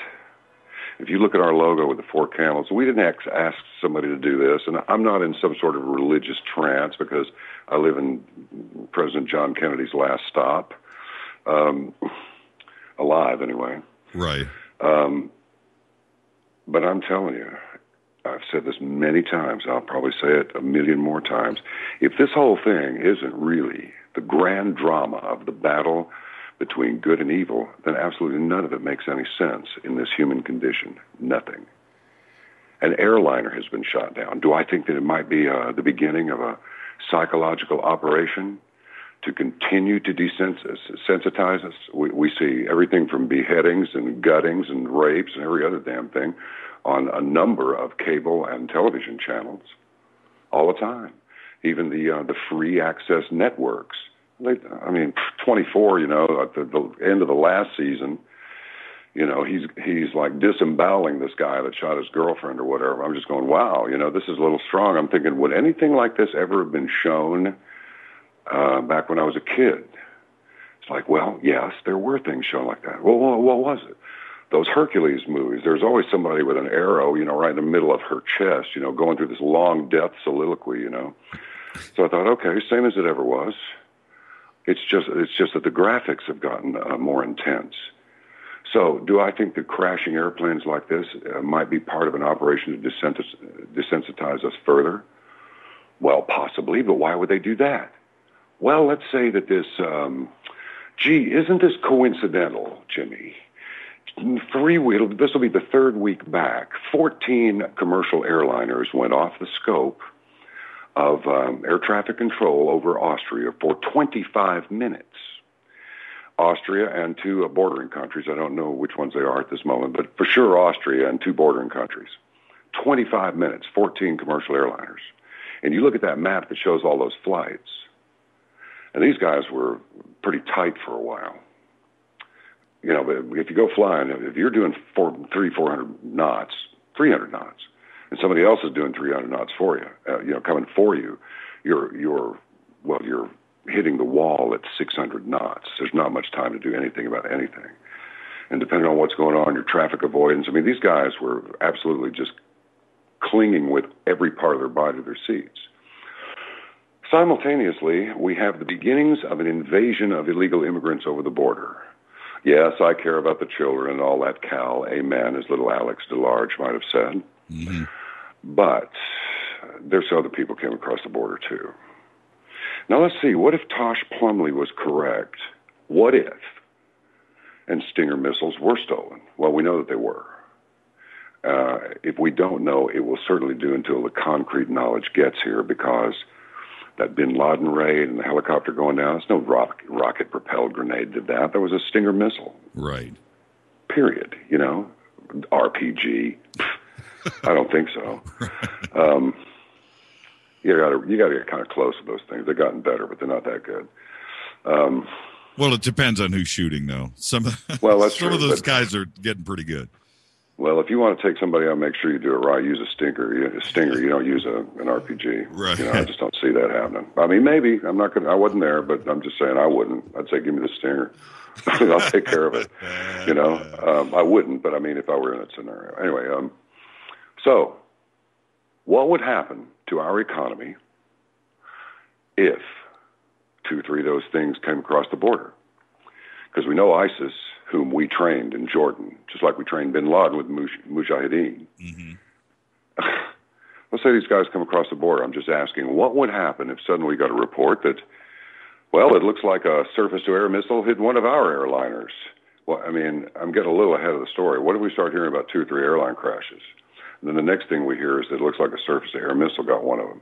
Well, the first thing that would happen is our 17,000 Dow Jones Industrial Average would go to about 170. Then DHS would roll out, and it's like, oh, God, there's terrorists everywhere. So I suspect they would probably start doing the same thing they did at Katrina, which is instantly disarming the population. Right. Who would do such a thing? People with the same mentality that organized the strike on New York City. Right. That's who would do it. And you'll never know who they are. Never. Could your fellow Texan Alex Jones, after all of this, just turn out to be right? It's the old boy who cried wolf thing, but we're starting to see these cards play out now. Really, we are, and it's like I said, it's like Bizarro world. And how can we pump the brakes? How can we stop this truck? Well, let me just pick up on that phrase we've all heard, the boy who cried wolf.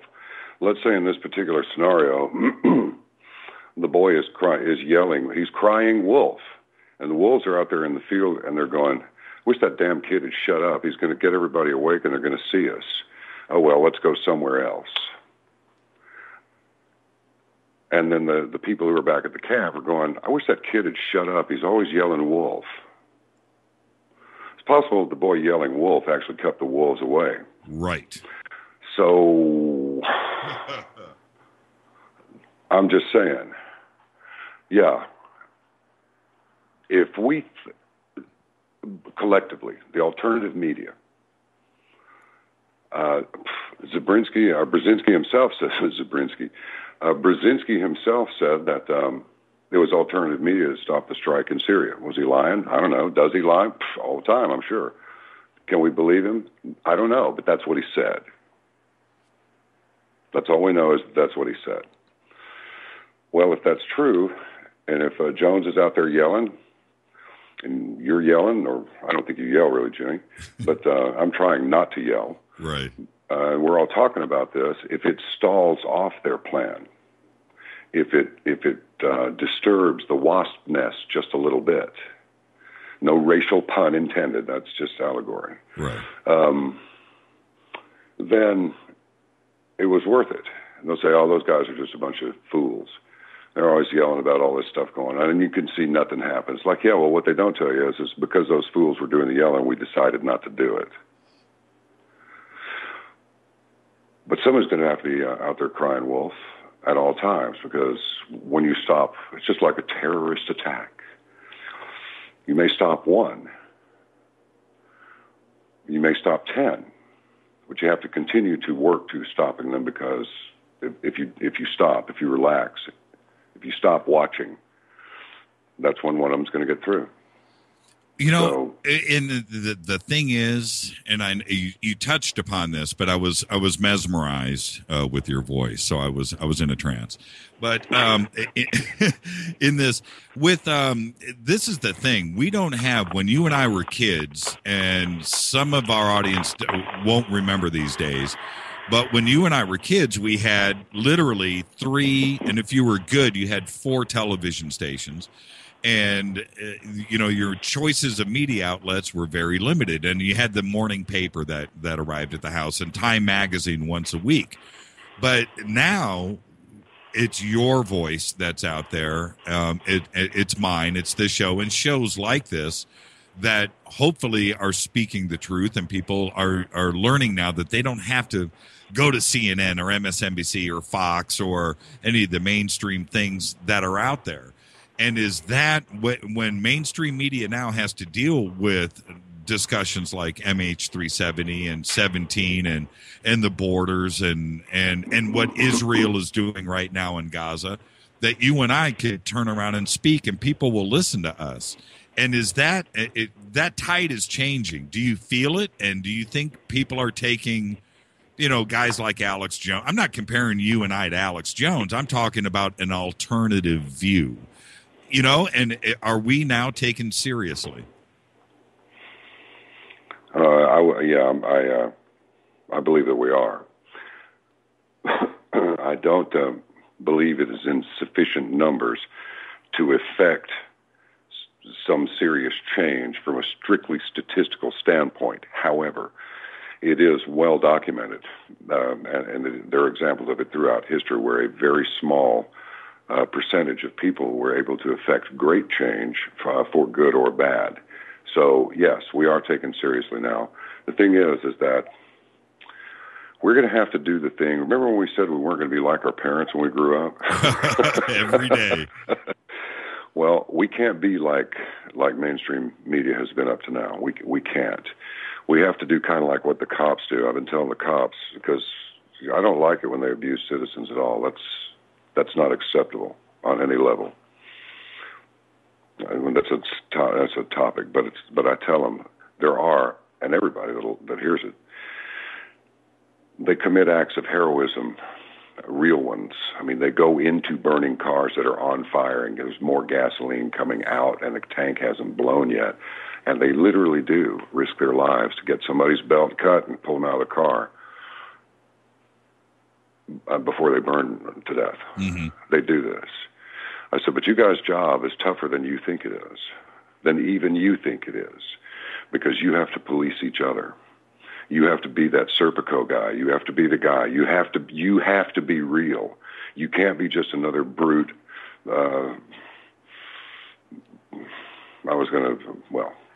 Try to keep it clean here. You just cannot brutalize citizens. You have to restrain your power. And if you find somebody going crooked, you got to get rid of them. You got to be prepared to place them under arrest. If somebody's beating somebody and you see he's beating him to death, you need to take out your stun gun and cap him with it, screw a pistol into his ear, and go put your hands behind your back. You're under arrest for abusing that system, for assault and battery, and you're going down there right now. Or you're under arrest for murder if you watch, your fellow cop kill somebody right there. You've got to do it. But it's such a herd mentality, Well, that's the far end of the spectrum. They're in the violence world. But so are we. We report about it. I mean, if a crash of an airliner killed almost 300 people in violence, I'll pay for lying. We have to police each other. We really do. Could you see? Well, this is the thing. With your personality, certainly mine, and I talk about this a lot, but why can't somebody like CNN have somebody like us on the air just to speak a little bit of the truth? And my opinion is because the security services control them. Okay, that's it. I mean, they got a federal license, which means the feds own them. They control their ability to operate. I'd say that's ownership. Yeah, thank goodness. Could you imagine, you're doing Caravan to Midnight, I'm doing this show, and there was FCC regulations on this? Oh, man. I would just shoot myself in the head.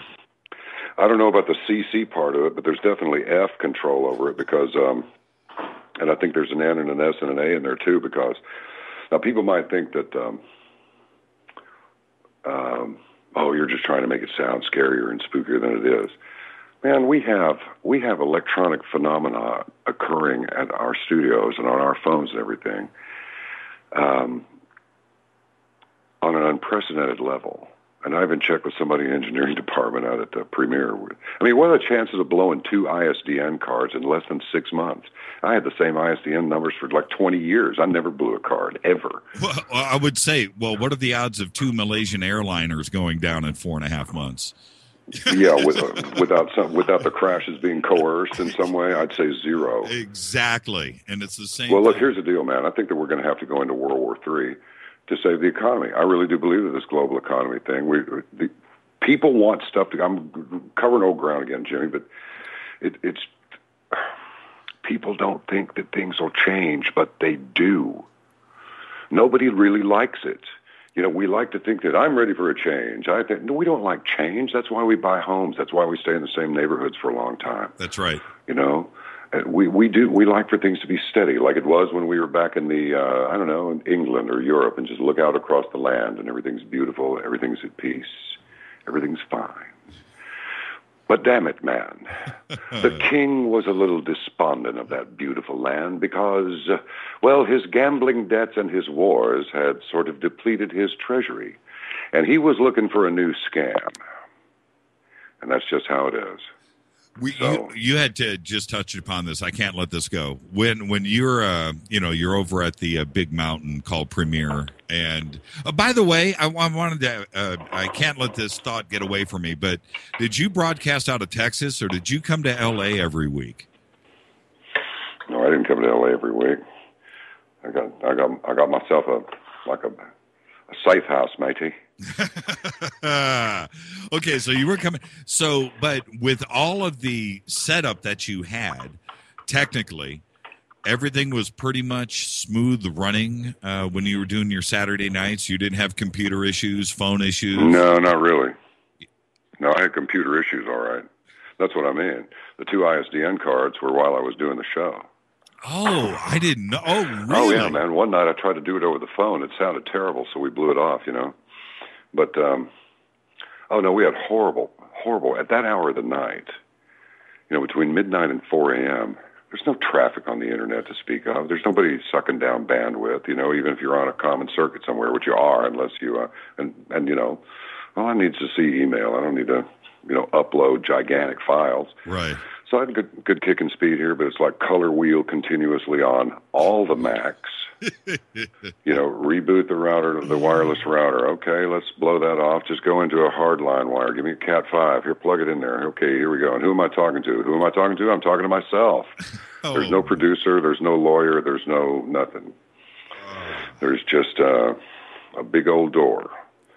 And we had all kinds of problems. Stations would go off the air, especially in New York and Chicago and D.C. Oh, are you serious? I'm completely serious, man. I'm not making this up. And in fact, I talked to one of the guys. I started this, but I didn't finish it. One of the big dogs in the engineering department at Premier. I said, would you look into this? And he did. He knows what he's doing. And when we spoke again, he said, well, there are some external influences on the performance of the equipment. I said, are you sure about this? He said, absolutely. Totally impossible for it to be otherwise. I said, you're using the words totally impossible? He said, totally impossible. And I went, okay, thank you. Were the station drops in D.C. and New York parallel with your subject? Oh, absolutely. Yeah. And in fact, I'd get all these emails coming in saying, well, they just, all of a sudden, right when the guy was fixing to answer your question, they cut the program and they went to an infomercial for like 40 minutes and then resumed. It's like, okay.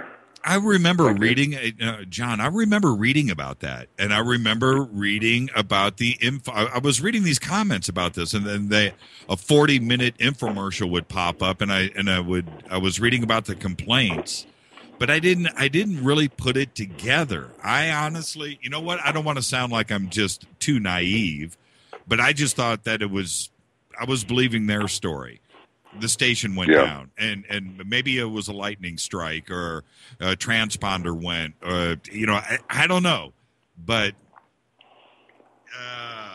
man, you're killing me. Yeah, it's just stupid. It really is.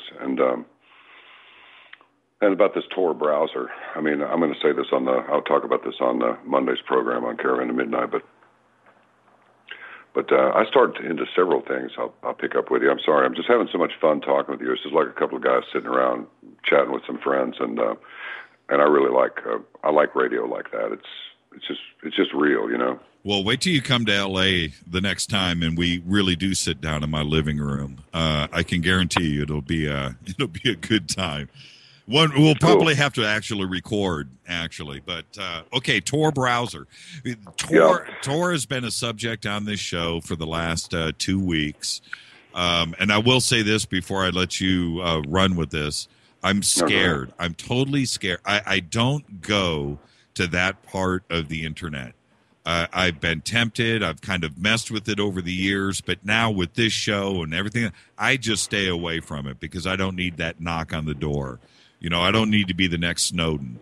and which is another subject we'll get to. But so have you surfed with Tor? Yeah. Now, here's the thing.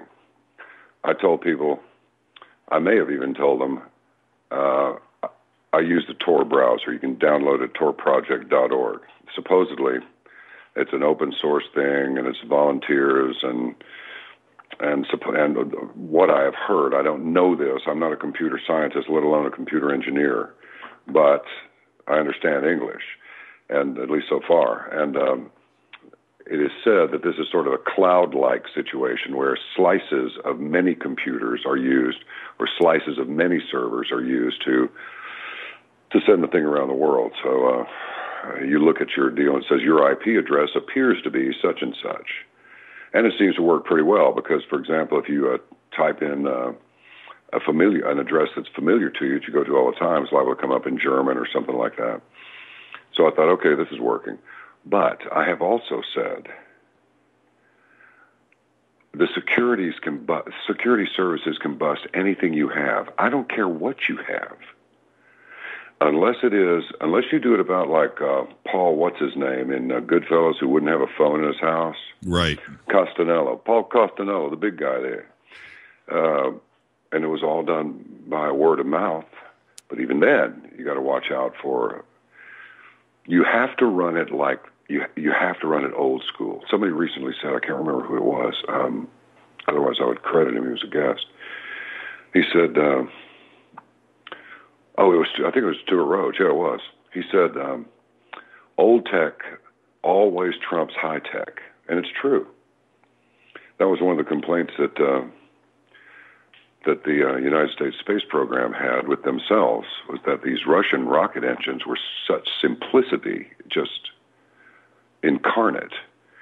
And ours are really complicated. We had a lot more stuff and hoses and pipes and stuff hanging off of our rocket motors than they did. It was just like fuel goes in here, spark goes off, thrust comes out. Here, install. We will go to moon. Built really good stuff. But, the Tor browser, yeah. They can crack anything you have. So I screw around with that stuff just because I can and just kind of see what happens. Well, so far nothing's happened. But here's the flip side of that coin. There's this huge article from like Daily something. I don't know. Mail. Let's just go with Mail.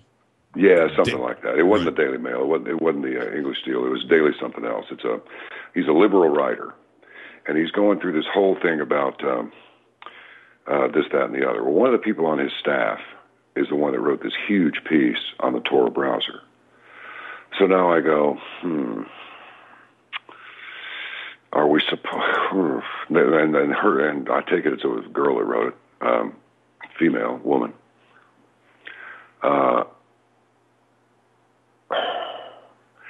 I don't know if I should trust this, because her assertion is that virtually everybody was in on the development of Tor, including the Pentagon and that's right, and everybody else. And money came from here, money came from there. Exactly. So, well, didn't DARPA develop the internet? Yep, it was called the DARPA net. So what's the problem? I mean, does anybody really think that there's such a thing as it? Look, they can break almost any encryption that you have. I mean, unless it's one of those random number generator deals that just, I mean, a quick one too. Look, technology is so much farther down the road than any of us think. Now, you go into their offices, and they're really pretty frumpy. But you go to some of those command centers, I suspect they're quite sophisticated and borderline scary in their sophistication. I mean, just like these stock traders, if stock traders have what is effectively a quantum computer that can make decisions in like nanoseconds, literally, what do you think the military's got? Well, yeah, the reason why I'm scared of the Tor browser or anything, I've often wanted to. Now, check this out. And this is where you and I think alike. I've been tempted to just punch in a bunch of ridiculous words into a browser that I shouldn't. all right? The wrong ones. And just sit back and see what happens. You know, how far and how quick can it go? And if you're using the Tor browser, this is the thing. You're using it because probably either you're up to no good or you don't want people to know what you are doing. Well, you know what? You got to think about who developed it. And they're looking at you, man. You know, so type in the wrong words. Remember the Silk Road guy, right? Yeah. Okay. So here he is, Bitcoined up to his neck. You know, he's peddling heroin and C4 on his website. And you know what? He got caught. and so before you think that it is all, you know, dark and it's no. It's set up so they can check you out. Well, yeah, man. Criminals are stupid. And sometimes in that stupidity lies the genius. For example, I can't believe they took Timmy's bicycle right off the front porch while we were having a birthday party 6 feet away. Criminals are stupid. Really? Yeah, what kind of an idiot would walk right up to a house and do that, except for one thing? He got away with the bicycle. So there is no safe browser. There's no safe browser. So now I'd be inclined to just go to all sorts of bizarre sites just to make them think I'm a lunatic or something. Bore them to tears, and you know what I mean? It's just like they're watching everything. Every IP address you've ever visited. I mean, far more detailed than when you look at your computer's history. It doesn't catch all the traffic that you went to. Right. You know? So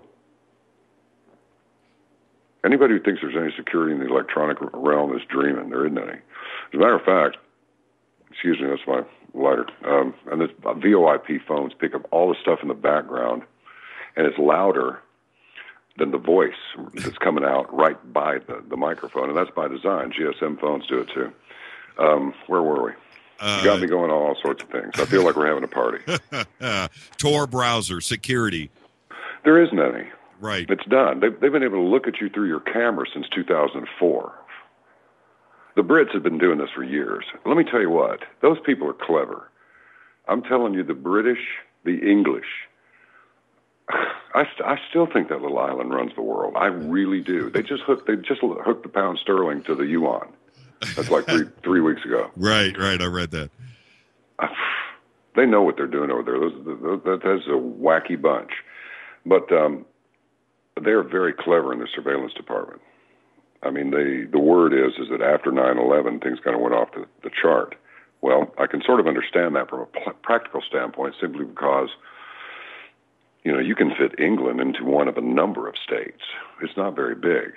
So what might not be that big of a deal to us, like you set off a damn A-bomb in some parts of Nevada. Well, that's right, they have. Or New Mexico, and it doesn't cause that much trouble. But you let off the same bomb in the Big Island over there, and that's a problem. That'll take out your whole country. So naturally, they're a little hypersensitive to that. But juxtapose that, this terrorism thing is bad news. So what are we going to do? Well, let's up our surveillance. I mean, everything recorded by GCHQ. And that is a smoking facility. It really is, by all accounts. It is amazing. They say, it's a series of shipping containers sitting around England. It's like, yeah. Well, you should see the hub. There's going to be some pretty slick shipping container interiors. Probably look like corporate jets in there. But anyway, I digress. They've been working on this for years. And at the same time, they've got this unbelievable wave of Muslims coming into England. I mean, it's ridiculous. I talked to Ian Anderson of Jethro Tull one night on the show. I don't know if you caught that one. I had a bunch of rockers on there, and Ian was most interesting. And he just said, he called our president an angry black man, which I thought was interesting. He was very, very straightforward in his comments. Wow. And I was like, wow. And frankly, I tend to agree with him. But anyway, I just thought I'd qualify that. Not like, pointing the racist finger at Ian. I wasn't. He just made an observation. I'm sort of an angry white man, Well, I worked for a British company during 9/11, full on, called HHB, and I was the national sales manager. And this is in Santa Monica. So 9/11. That was fun. Yeah, well, I did it for a few years. You know what? I'm an Anglophile. I enjoy all things British. I like their gear, man. It's excellent. Yeah. Oh, yeah. Oh, you know HHB. Of course, you're a musician. Mm-hmm. So, I ran that company for about 3-4 years. And so right in the middle of 9/11, that goes down, and we have a staff meeting in Santa Monica. I'm chairing the meeting. And this guy, the president of the company, my immediate superior, went off on me. Now, everybody at the table in the boardroom were all Americans, right? We're all freaked out about New York and this invasion and everything else that's going down. And he turned to us and goes, "You know what? You know, get a hold of yourselves. Okay? All right? It happened. It's over." And it just kind of shocked me about this British attitude. And you're absolutely right. That little island just might run the world. They've been bombed and everything else that has gone on there. And his reaction to it, and he was living here. He was here when it went down. And it shocked me, his attitude towards it. He did not share our view. He did not. And I'm telling you right now, it was leather. I'm talking leather skinned when it came to 9/11. And I'm saying this right on the airwaves right now. It was mind-blowing to see how callous he was about it. You know, I don't. How old a guy was he? He was probably 10 years older than me. So he was. Well, was he World War II baby? No. He was probably born just after World War II. Okay, gotcha. Well, I'll tell you what that probably is. This is what I would suggest. Pete Townsend, a guitar player for The Who, as you well know, made a very interesting observation one time. And it's that the parents. And I don't get it. Oh, I'm sorry. Sorry about that. That's a call. A call came in. You don't get it. Hold on. Let's talk to her. Yeah. You know what? Let's bring her in. Hi. You're on with John B. Wells. Who's calling? What is it you don't? What is it you don't get? What do you don't get? This is Fran. Oh, hi, Fran. How are you? Hi, Fran. Hi. I talked to you last night for a couple of minutes. Yes, you did, Fran. What do you have tonight for John? Well, I just want to say that I'm so glad that you got him on, and I'm really sorry that Art isn't going to be on soon. But I love the fact that you guys talk about real stuff. We have to. It is written that we should, because we cannot shut up. For real. It's like, I'm going, why isn't the public paying attention to this stuff? Well, that's why John is on the show, actually, Fran. You hit the nail right on the head. That's exactly why. That's why I was so excited about having John on the show, that him and I share so many of the same views, but actually to communicate all of this. You know, it's one thing to have a guest on the show that, we're talking about UFOs. Okay, great. I get that. Mm-hmm. But it's also to educate. And I really mean that. And for John and I to sit here and talk freely about subjects that are quite frankly taboo. Yes, and they are, and that in itself freaks me out. Why is that such a taboo subject? Reality, pay attention. There's so many people that I know here in Arizona that just have no clue what's going on. And when I tell them something, they're looking at me like, "Oh, you're just one of those crazy conspiracy theorists." And I'm like, no, I've been paying attention to the news and paying attention to what's going on. And it just freaks me out that people don't pay attention. Well, Fran, you need to always share that view. And did you before I let you go, did you have a question for John really quick? Not really. Okay. Thank you, Fran. Except for, Thanks, Fran. How did he get that radio voice? Okay. It was smoking Did he go to grapevine school in for that? the storm What drain. is that? Okay, thank you. He's got a great voice. Thank you, Fran. Thank you, Fran. Yeah. You know, Okay. she brings Good up night. a good point, really. Good night, sweetie. She brings up a good point, Jimmy. The people who look at her like, you're just a conspiracy nut. This is the same kind of person that walked up to Ben Franklin, I think it was, and asked, what government have you given us? That's exactly right. That's exactly right. You know, we've given you a demonically possessed dictatorship. Oh, okay. Yes. Oh, be gone. Yeah. I'm telling you, there are people who lead, there are people who follow, and there are some people who just won't get out of the way, So just go forward, humanely if possible, but go forward. And it's always been, Margaret Mead hit it right, never doubt that a small group of dedicated individuals can change the world. Indeed, it is the only thing that ever has. It's true. Oh, I want to light. I want to light a fire. You want to light a fire? I'm going to light a fire. Always. Right now. Okay, let's do this, man. I want to talk. Good album too, by the way. Yes, indeed. Is I want to talk about Edward Snowden, and I'm willing to. Okay, I want your view, but I'm going to give you my view first, if you don't mind. I think what I think his information needed to be brought forward. Yes.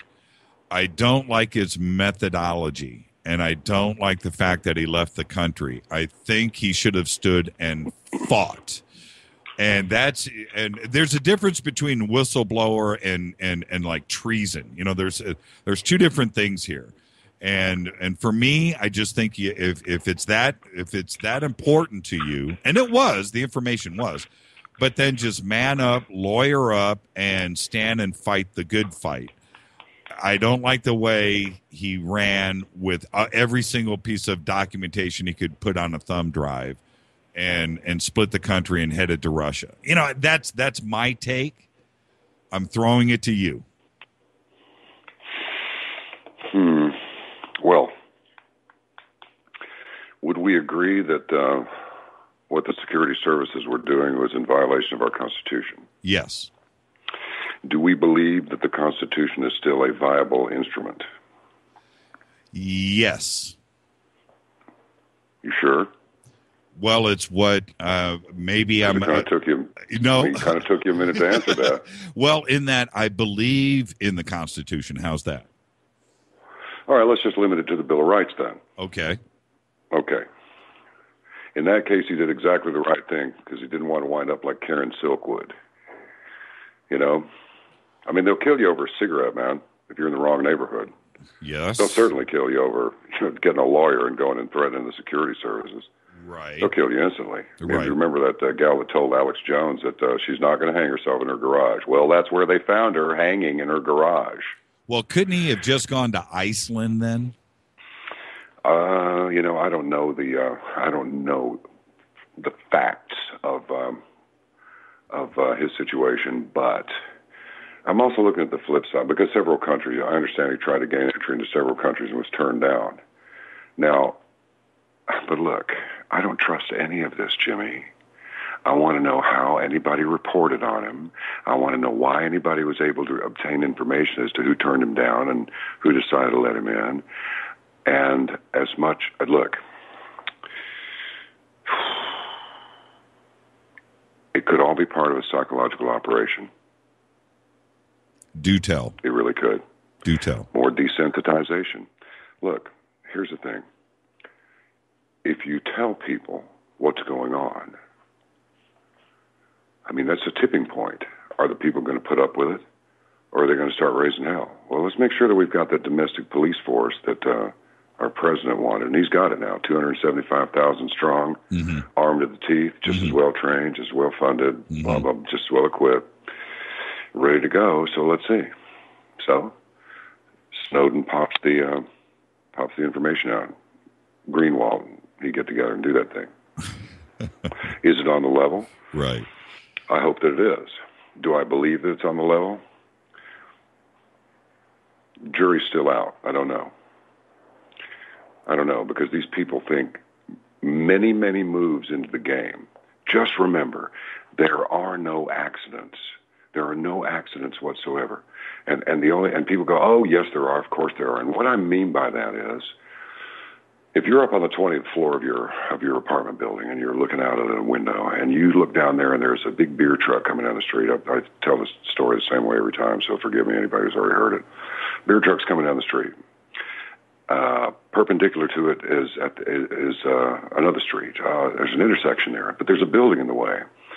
Now you are looking down on this and you go, that beer truck sure is going fast down that street. He's going too fast for that street. And then you look down and you go, that Passat's going too. The stoplights are out. Oh my gosh, they're going to call. Oh my God, they hit. Oh, that looks very bad. Well, neither the beer truck driver nor the Passat driver saw that coming. To them, it was an accident. But it wasn't an accident to you because you saw this. You saw what was going to happen before it happened. You actually, a case could be made for you had a glimpse of the future, and you did because you saw this was going to happen. Unless something really, shall we use the word paranormal happens, there's going to be a collision. Right. That's the same way it is with these things that are going on in the world. You simply cannot trust what you hear or see. You always have to look for, okay, this is what they're telling me, but what do I think they are not telling me? Why would they tell me this? Why would they broadcast this information? Oh, wow, look at all these different stories. Now, why are there so many conflicting stories? And then it just goes downhill from there. Right. Humanity is changing right now. There are too many people that are talking about depopulation things. I mean, look, I don't know if there are boxcars and boxcars with handcuffs in them or, shipping containers full of guillotines or any of that stuff. I don't know. If I see some, then I'll know. Until then, I won't. Yeah, have you seen a FEMA camp? That's a great point. I've never seen a FEMA camp. I've been all over the place. I know they exist, but okay. Right. Now, so back to Snowden. If everything that he revealed about the NSA, the wired, the storage of cell phone, this and Merkel and all, I mean, wasn't it stuff that you actually suspected anyway? It wasn't anything earth moving. It wasn't shocking. Okay, maybe he put it on the table, but after 9/11, well, even before 9/11, couldn't we have safely assumed that was going on anyway? We just didn't want to talk about it. Well, look how they behave at the airport when you try and fly. It's like that's just the tip of that's the snowflake on top of the iceberg. That's not even the tip. Yeah. Yeah. So everything else is certainly to follow. I mean, what you see is brutal enough. So what's behind the scenes must be equally creepy and probably exponentially so. So that's just it. You just simply, we go back to old tech, even in the manner of little cliches. You believe nothing of what you hear and only half of what you see. And the other thing that's good to employ is, if I hadn't seen it, I'd never have believed it. And then the converse is, well, if I hadn't believed it, I wouldn't have seen it. Both of those things are useful tools. It's like old Sherlock Holmes, as written by Sir Arthur Conan Doyle. I think it went this way. Once you eliminate the impossible, whatever remains must be the truth. That's exactly that's exactly right. That's exactly right. Well, why do you think Putin actually allowed him to stay? And I'm asking you this, or because of Putin is he's an ex-KGB guy, and it's all about truth. I mean, you never trust a spy who's a turncoat. That's the last guy you want to trust. So, and that's Putin's mentality. Why do you think it was just a phone call, back to the White House over here? Okay, look, man, I don't trust this guy, but I'll let him stay here and we'll work something out diplomatically, backdoor stuff. And I'll let you know if he says anything. And, do you think it was it had to go that route. And I know I'm just saying, it seems to me that it was probably something that simple. You know, let's go backward a little bit. Maybe I can answer your question this way, Jimmy, or address your thrust, and that is, let's go backward from today. Vladimir Putin's face looks very soft and almost baby-like. He doesn't have that. I would like to reach over and press my thumbs into Obama's eye sockets now, and then windpipe, and then drink vodka and celebrate. You know, he usually looks like, I would like to kill him, you know, and Obama's sitting there like, oh, I just know he wants to kill me. But now he looks all soft and everything. Okay, what preceded this? Crash of this airliner. Okay, what preceded this? All this stuff in Ukraine. And who's everybody saying caused that? Well, Soros and his crew of bankers trying to, and then I don't know who else has, but I picked up with, they're trying to pull Ukraine into the European Union because they need to stave off the collapse of the Eurozone because it's collapsing. Because China's making too much stuff. There's not enough GDP. There's too much debt. You know, they backed all their loans with the American dollar, which is the reserve currency, and now America's pissed everybody off. Excuse me, sorry about that.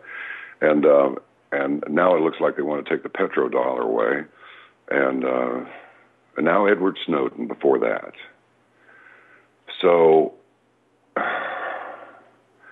I'm just asking, is it possible?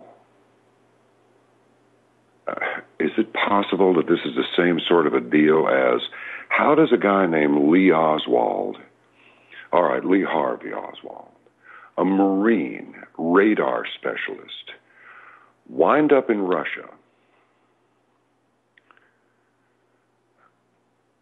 gets a Russian gal, supposedly defects, and then comes back to the United States? No problemo. I know it's problema, but I say problemo. And he's there long enough to learn Russian fluently, oddly enough. Yeah. It's just odd. Yes. It's just a little bit too, it's just a little bit too pat. Now, if you say, okay, how many levels are we dealing with here? Are we dealing with the source of light and the source of darkness? And there's this battle going on, and it's affecting the next level now, which would be the world leaders. No, the puppet masters who control the world leaders, right? Because they're the real evil ones. The good ones are in short supply. There are lots of evil ones. And the next level down from them are the world leaders that we know of: Putin, Obama, Cameron, whomever, Merkel. I mean, is it possible that these world leaders are really this bleeping stupid, that they really do make these mistakes? I don't really think so. Is it possible? Oh, that's right. Wait a minute.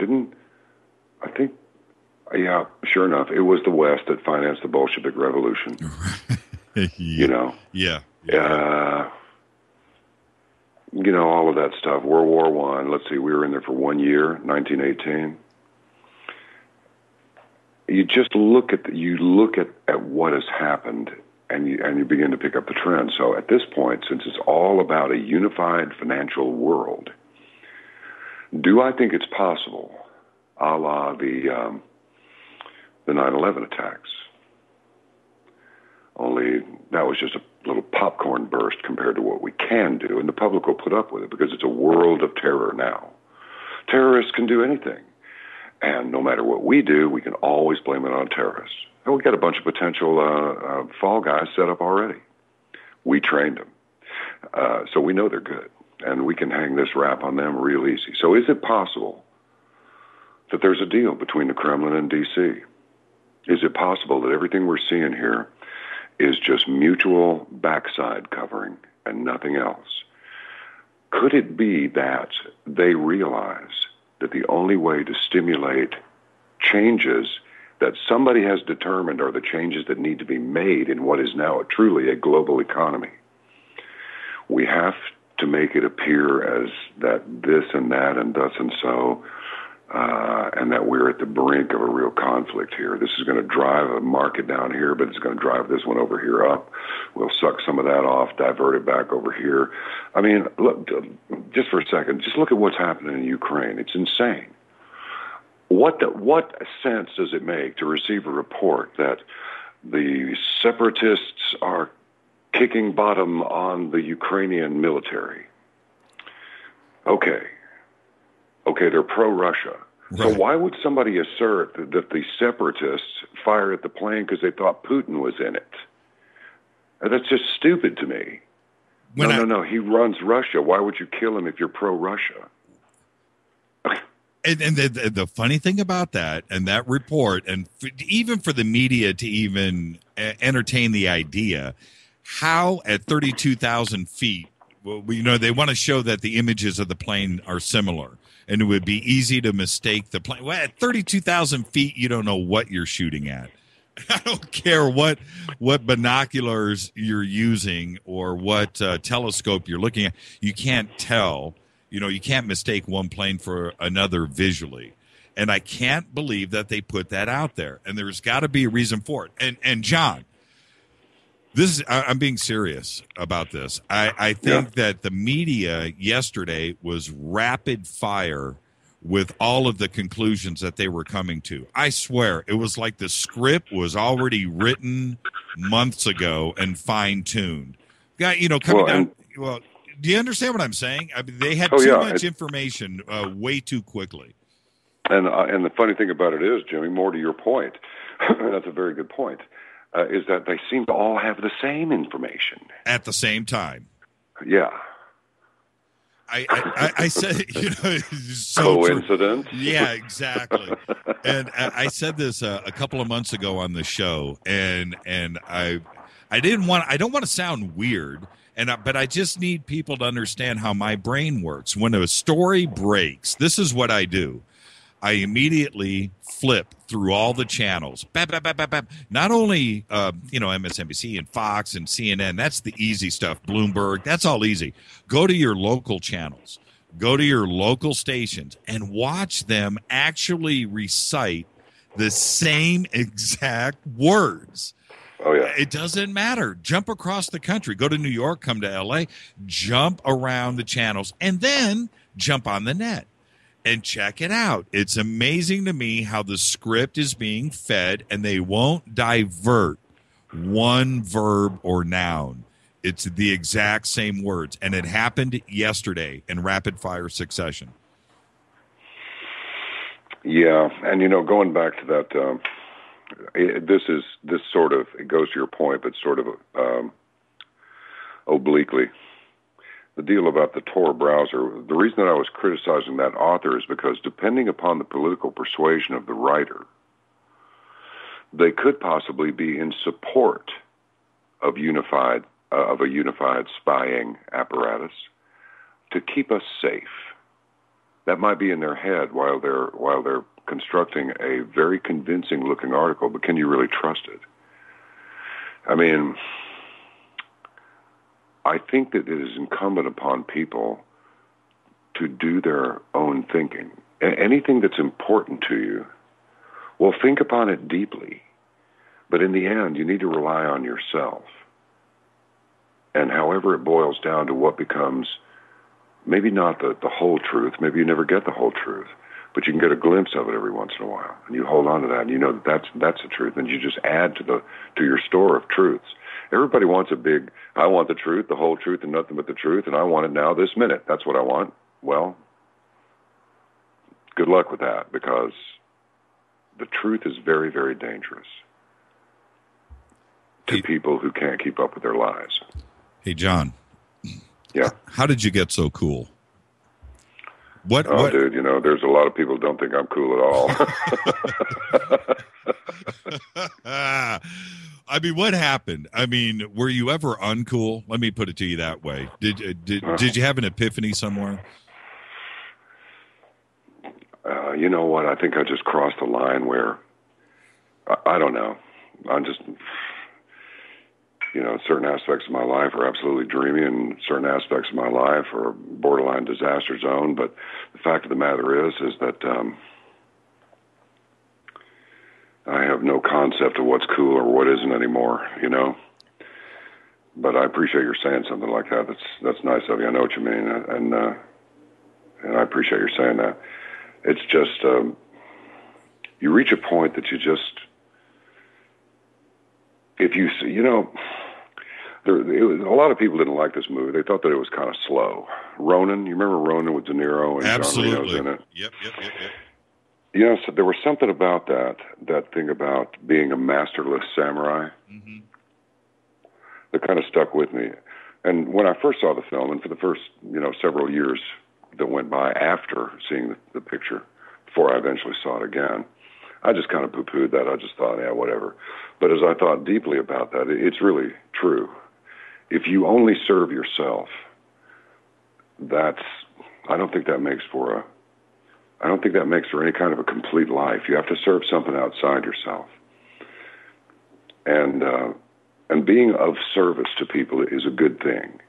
You know, we're not talking about standing there like a moron, you know, like you're at attention with your little thin tie on, ready to be of service. I mean, what is the state of the world when, as the song goes, everything good is bad and everything bad is good?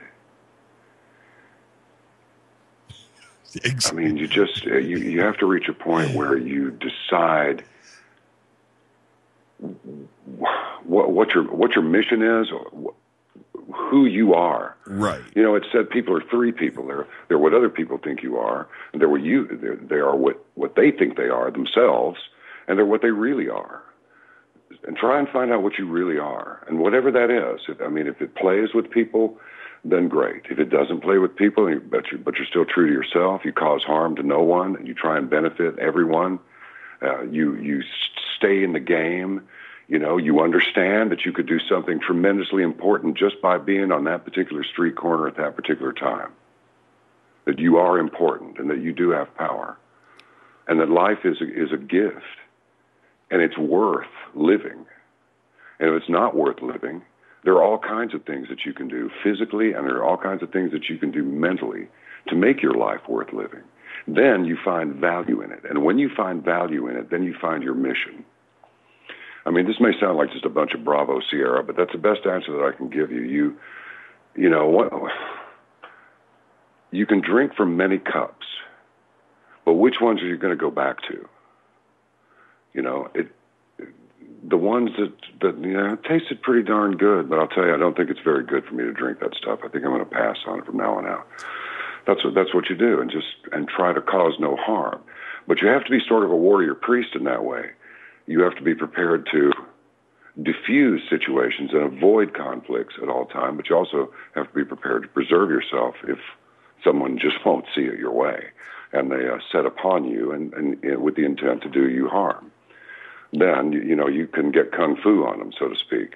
You know, Carradine in that role was all Mel and everything. Unless the moron cretins would mess with him, then he'd just take care of him. Well, you have to be like that. But he did not set out to do harm to anyone. The character didn't. And that's how we should live our lives. Here's my problem. My problem is that 90% of all the casualties in any given war are civilians. So does that mean that this happened because the people allow it? Because there's way more of us than there are of them, but 90% of us get whacked out. Right. In every conflict. There's something just basically wrong with that. And what I think is wrong with it is that we, the people, allow it. I think We're that too busy messing. Sorry, keep going, man, or I'll just talk. No. See, the thing is once you get to that point in your life where you find your purpose, that's when the weight is off of you, and then you want to get up in the morning. You know what I mean? You want to do your day. You have that purpose, and I certainly think that you found that. That's why you speak freely of mind. And that's why I just want to, you know, how did you get to that? You know, that's why I had to ask you, how did you get to that point? Because, you know, you certainly weren't always like this, if you know what I mean. And no, I surely wasn't. I really wasn't. I was We don't need to go there. Don't worry. Well, that was the wildest thing that in the rock, as far as the rock and roll business, the rock and roll community, which was all the rage then. Right. That was probably the wildest thing they'd ever seen before or since. And that's just, I don't know why it was like that. It was almost as though, I don't know, it was going back to those cups. It was like, just take a drink from all these cups and figure out what it's going to be. And I can tell you that many of the things that I did back in the old days, I probably wouldn't do them again. But at the same time, if I had not done these things, then I wouldn't know what I know. Mm-hmm. So you pays your money and you takes your chances, But I got to tell you, when I crashed this motorcycle, I've told this story a few times too. Now, I know that people routinely survive, unbelievable and spectacular crashes, many of which are videotaped.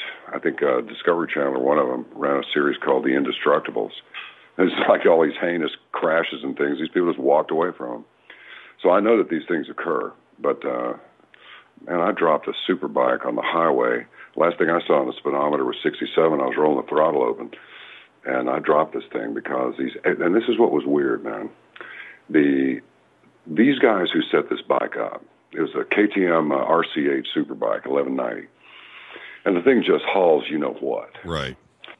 But these guys who set this bike up, they pulled out of the crate. These are expert motorcycle riders, motocross, enduro, all of it, flat track, you name it. These guys have done it. And I'm pretty sure they weren't trying to kill me, but a case could be made for it.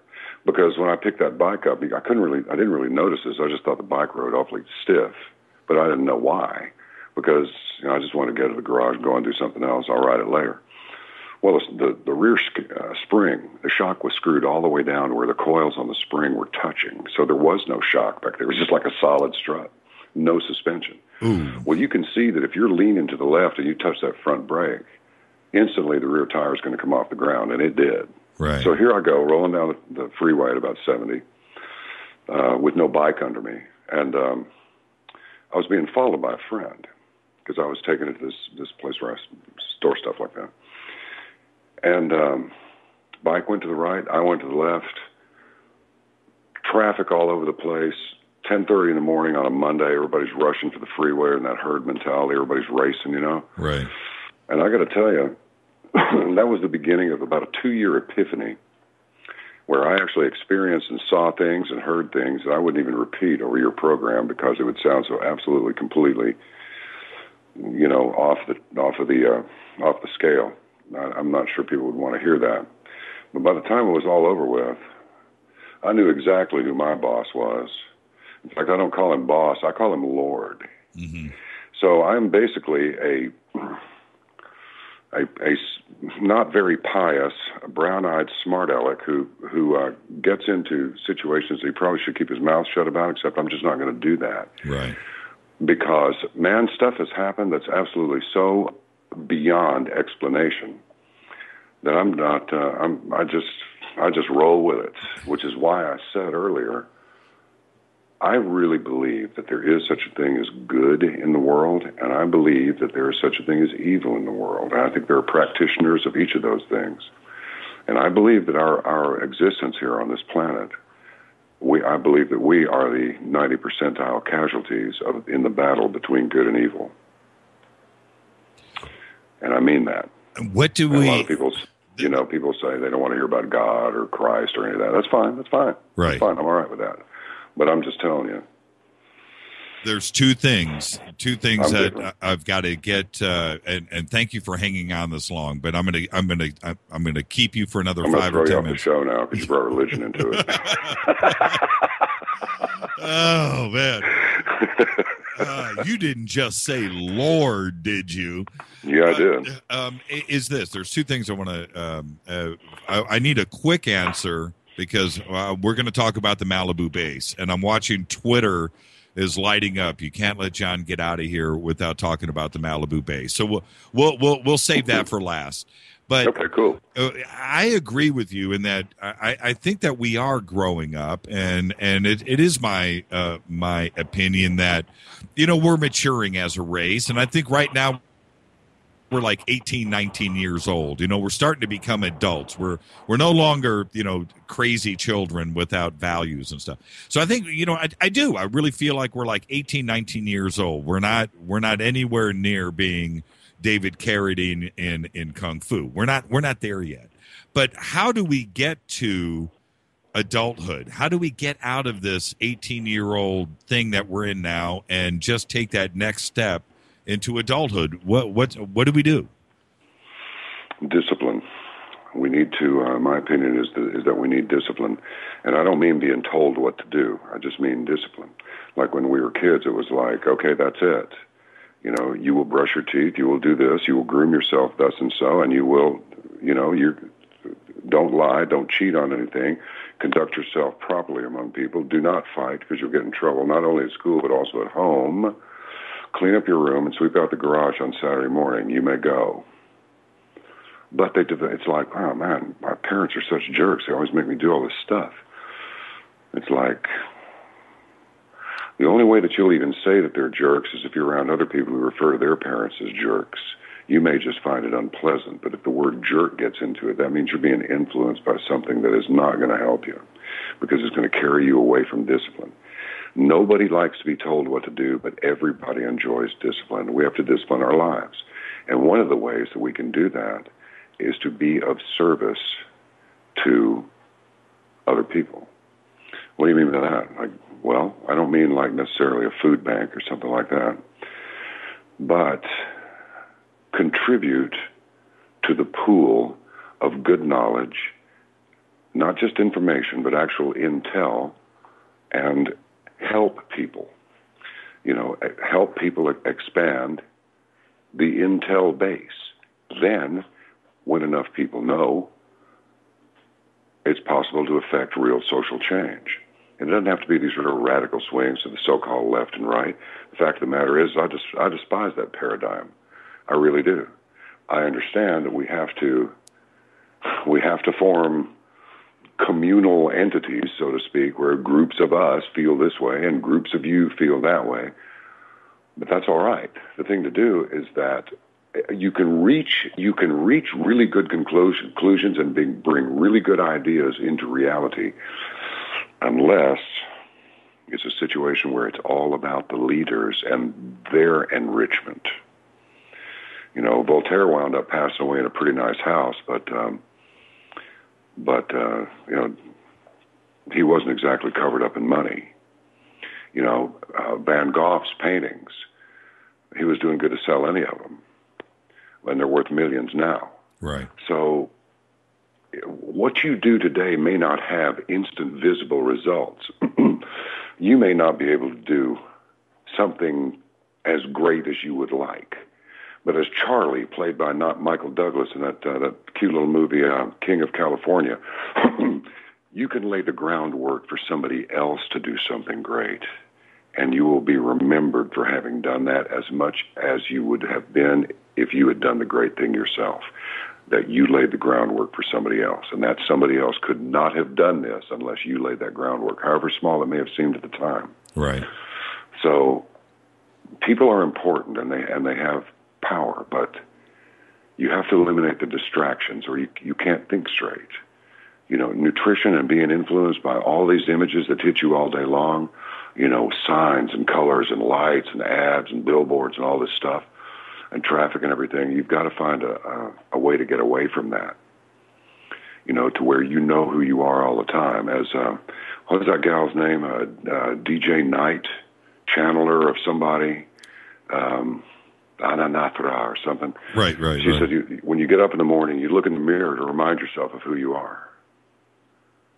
I think that's kind of, that kind of stuck with me. I don't know if it's true or not, but I think it's kind of worth remembering, because I think that you can reach a point that you don't really have to look in the mirror to remind yourself of who you are. You know who you are, and not only that, you're okay with it. It's funny, but I really feel, I say it all the time. I don't mean to be all kumbaya. I don't. That's cool. But we need a little of that. But exactly, I think that's where we are. I really feel And you know what? The internet, I think, and cell phones and mass communication with your family and other forms of media, alternate forms of media, have allowed people to learn. It's like the library that was always down the street, but now it's in front of you, and people are now really used to learning and expanding and not closing themselves in. And like I said, I don't mean to be kumbaya, but I agree with you. And I really think that that's where we are. I think we're growing up. I really do. I feel it in a global sense. Yeah, we could actually be on our way to becoming righteous, meaning we want to do the right thing. And we are prepared to defend ourselves if necessary, but we don't want that to happen. We would rather compete in the arena of ideas and logic. I don't know why it is, but there's something built into the human being that's odd. And I guess the easiest example, quickest example I got of that is like, again, going back to when we're kids. Even building a sandcastle on the ocean, you build it and you try and make it as good as you can, knowing that the tide's going to come in and wash it away. You know, we build a model airplane or a tank or something when we're kids because we like stuff that's got power. We learn at an early age power is good. You know, and we learn at an early age right and wrong. You know, you'll see a little kid take something away from another little kid and he'll start crying. If you keep doing it, it'll attack you. You know, so you learn pretty quickly. Don't take stuff away from people. You know, they don't like that. But anyway, I wandered off. I forgot where we started. Well, but I agree with you. I do. And so, okay, now I've got just a couple of minutes left, and you know what's funny? Not one station break tonight, not one commercial. I didn't care, and we just flowed right through it. I loved it. Very cool. I didn't even do hey, man, I never did call letters, man. You did not do call letters. That is extraordinary. Yeah, it occurred to me a couple of times, gee, we're not taking any breaks here. This is refreshing. Yeah, I love it. I love it. Now, we had talked earlier this week about the Malibu base, and actually it was you that brought it up, and so thank you for that. I didn't bring it up, but when you first looked at those images, you heard about it and you probably, clicked and, okay, what's church, doing here? When you first saw those images, what popped into your mind? Parking garage. I thought, I've seen a lot of very strange stuff in various parts of the world that were, in fact, naturally occurring, like the wonderful sand rose. You may have seen one of those. They form underneath the moving, shifting sands, and it looks like a whole bunch of poker chips all stuck in different directions, just zillions of them over this clump of clay is what it looks like. Right. So, I think that's extraordinary that shifting sand would produce something like that. It's absolutely amazing. So I'm sure the ocean has sculpted some very groovy stuff down there too. However, given the entire Los Angeles and greater area, because, all that stuff along the coast, it's Point Doom is probably pretty close to Neptune's net. Is that place still there? Yes, it is. I can't even believe you just said that. I love to go to Neptune Net, ride the old Harley Davidson up there, pull in and have a couple of beers and some fish. I love it. That place used to rock. Wish I was there right now. I don't know. You know what? I don't know if it is still there. Now that you mention it, it might be called something else. But yeah, Neptune's Net. Neptune's Net. But anyway, okay. So parking garage. Yeah, the roof on that thing is so flat, and those look like very deliberately formed columns. So that's either, one heck of a spoof, gotcha picture. If that's a real picture, then I think it bears investigating, because that whole area is a hot spot for UFOs and has been since the 40s. Right. The Battle of L.A. and all that stuff. That's right. And a lot of USO activity out there. We covered that extensively in, as extensively as we could in a half-hour program with that deal I was narrating, Unsealed Alien Files. And that's right. You did the one with Steve Murillo and Preston Dennett. That's right. I remember that. Steve Murillo, they did that whole USO thing. That's right. I remember seeing that about a year ago. No, this was a series, man. No, I'm saying I saw the repeat about a year ago. Yeah. Oh, gotcha. Yeah, Steve and I are really close friends, and it was one of those things. I was walking through the living room, and it's on in the background, and I was like, "Oh, there's Steve." So I stopped, and of course, I'm mesmerized by the show's intro, Unsealed Alien Files. Oh, I didn't get a chance to interview. I was going to ask you questions tonight in John B. Wells speak. I never got around to it. I wanted to throw everybody off. We would have had to have like subtitles underneath of who was speaking. Right. I didn't get a chance to get to it. I feel bad about that. But well, that's okay. Now I'm going to be on your show in about 2 weeks, less than 2 weeks, on the 28th. Did you know that?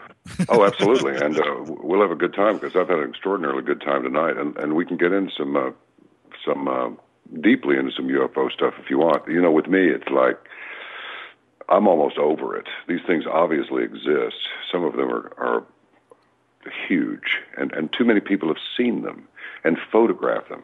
And then the other week, I spoke with Jim Peniston, who put his hand on one out there at RAF Bentwaters. And the week before that, it was Nick Pope and John Burroughs, and they talked about stuff. So that's how I am with Bigfoot. It's like I don't want to hear a story from somebody who thinks they saw one.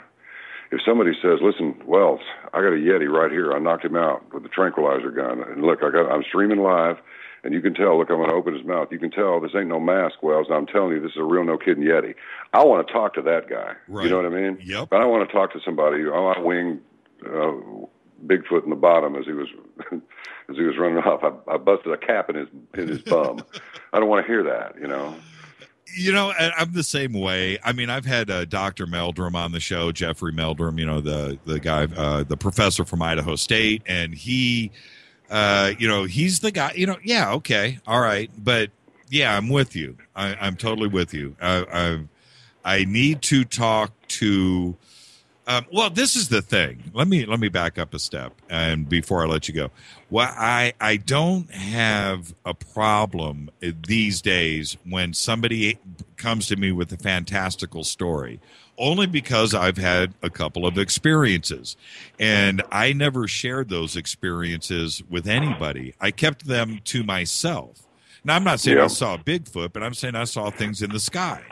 And oh, yes. And so when somebody comes to me and says they've seen something, I will take pause and I will listen, only because I didn't tell anybody my stories. And I was scared to. I didn't want to be looked at that like I was that guy, the weird guy at the end of the bar. I think that's part of the growing up that you mentioned. I think people are growing up. It's not stuff out of an Ed Wood movie anymore. It's this is real. I've had a couple of brushes with those things myself, and I try to determine if it was a pre-lightning strike or any of that. And it was certainly not a pre-lightning strike, and everything that followed. And then I saw a huge fleet of UFOs come over one night. And but nobody said a thing about it. But when I saw some documents that had been heavily redacted, there were numerous reports of 50, 60 of them at a time, 40 of them, 30 of them, up at doing 50, 60,000 miles an hour, up around, I think it was about 60,000 feet, doing about 50,000 miles an hour. Now, I saw a big flight of these things come over one night. It's like there was nothing normal about that. So, but that's beyond my control. Was that it? They can do that. What am I going to do? Not a damn thing. Not a damn thing. Was that in Texas or was that out here? It sure was. It was in University Park, Texas, and we had a Swiss cheese sky that night. It was overcast, except there were like these uniform holes all over. You get them every once in a while, not often. Every 2 or 3 years, you'll see a real weird-looking sky like that. And I kept noticing that this English guy was standing there, and his brother's some big-time English actor, and this guy's kind of an idiot, but his brother's been quite successful. But anyway, he says, "Hey, John," that's just for the record. Yeah, right. He says, "Hey, John, what you make of this?" So I look up there and I see these things that look like stars, but there's a lot of them, and I can see them going through these holes, or being revealed through these holes. But they're passing other stars, and if they had all just stopped, they would have just looked like other stars. But they were moving at quite a clip. And here it come 4, and then 3, and then there's 2, and then there's 5, and all of this. And I even aimed my finger from the roof of the car and just held it steady to make sure it wasn't an optical illusion. It was no optical illusion. It's like, well, of course it's not. Those stars are passing the other stars. Wow. And nobody said a thing about it. Nothing. It wasn't a meteor shower or anything of the sort. It wasn't anything like that. I know what a meteor shower looks like, and this was not it. Nothing in the news the next day? No reports? Not a thing. Okay. Nothing. Now, you know the Valley, right? You've lived here. You know the Valley. And you know where Latuna Canyon is, right? Absolutely. Okay. So my wife and I, this is about 5 years ago. My wife and I are coming down Latuna Canyon into the valley. So, when you're coming down, you see the lights of the valley in front of you, and it's beautiful and all of that. And we're coming down, and we're just getting ready to hit like Sunland, that area. And my wife says, we have the sunroof open in the car. Now, I'm going to make this story really quick. The sunroof is open, and I'm driving, and she turns to me and says, what the bleep is that? And so I kind of glance over to see where she's looking, and she's looking up over my shoulder. And right at that moment, I look forward, and I see this light, this globe. I don't know how else to explain it. Just like you're saying, fast. I mean, not a quarter second, but like a nanosecond. It went straight down the middle of my windshield into downtown Van Nuys. Now, there you go. Yeah, and I'm saying this to you for you to so you understand. The valley. You know where I'm coming. So this is like, 10 miles in front of me, downtown Van Nuys Boulevard, the courthouse, right, like that area. And I'm waiting for this explosion. It doesn't happen. Nothing happens. Now, this was the bizarre thing about this, John. The next, I immediately called Wolf McCarran over at MUFON. And I said, dude, 1024, downtown Van Nuys. What happened? He goes, nothing. I don't know what you're talking about. So we did the report. We did everything. I look in the newspaper for the next week. I check online, LA Times. I check I search. Nobody reported a thing. Now, we're talking about the Valley. How many millions of people live in the San Fernando Valley? A lot of them. Yeah. 8, I think. Yeah, a lot. And nobody reported a thing. I cannot believe, I don't know, was it done just for me? I don't know. All I know is I know what I saw, and I'm not crazy. And I know what my wife saw. She's not crazy. We saw this together, and this was like an unreported event, just like yours. It was shocking to me. I couldn't believe it. So when somebody says they saw something in the middle of a city and nobody else reported it, well, you know what? I got to base it on the evidence that I have, my known reality. I know what I saw. And it was, right. Nobody else said a thing. And it just, to this day, I still scratch my head on it. I don't get it. Well, my mom saw a gigantic, she was the steadiest woman on earth, and she came into the house one evening and said, John, I just saw the damnedest thing. And she never talked like that. And I said, what? And she goes, it was this plane.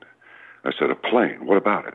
She said, well, it was following the turnpike, which is Interstate 30 from the east side of Fort Worth. I said, which way was it going? And she says, well, it was headed toward downtown. I said, well, what does it look like? She goes, well, it had red lights on each of the corners. And I said, corners? She said, it was an enormous triangle. She goes, and low, too. I said, did it make any sound? She goes, just an unbelievably low rumbling sound, but you could really feel it more than you could hear it. And and you could see the highway lights reflecting off of the underneath. And I said, and it was headed west toward Carswell Air Force Base. She goes, well, yes, I suppose so. And she saw that in like 1971. No way. So, I mean, this stuff has been, it was probably a high-altitude, long-duration aircraft, lighter than aircraft. Right. Look, the Brits just rolled one out, the Tanarus or whatever. Yeah. And if they roll that out, that means, and go, look how groovy it is, that just means that's the new one. That's the one that we see now.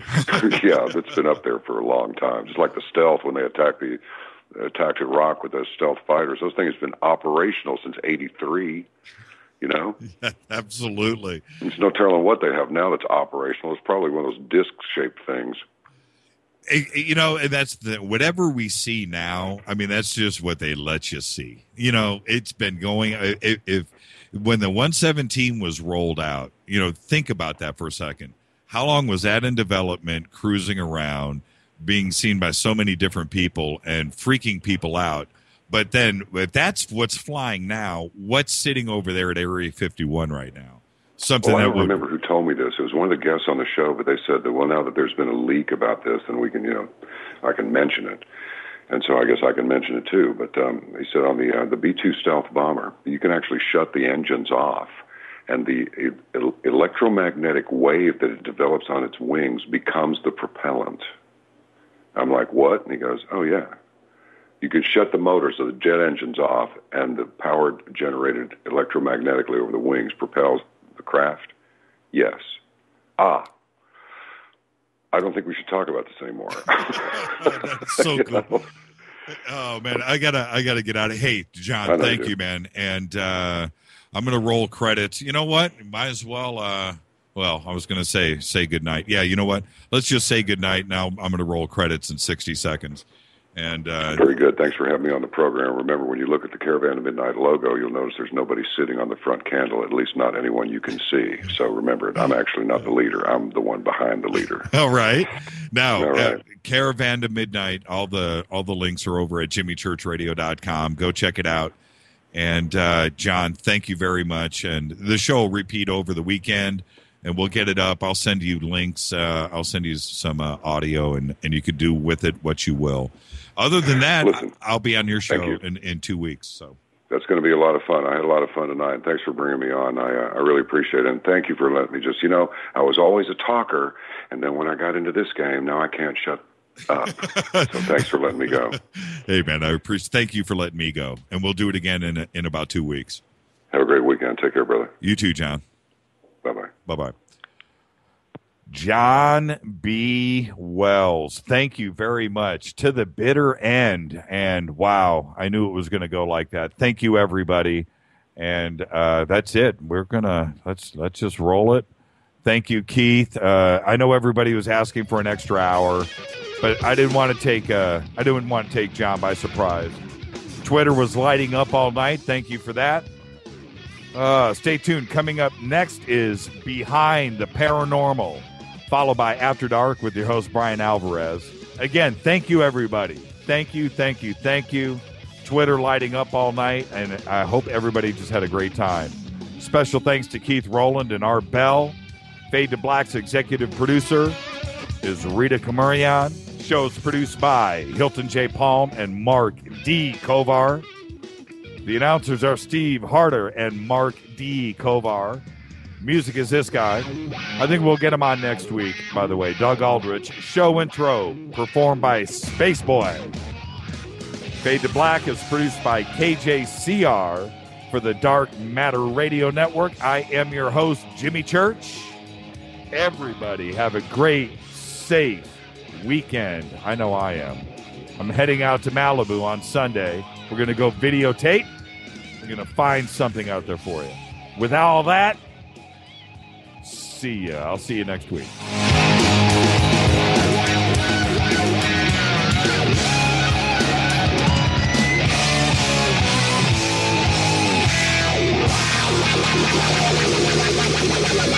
Wow.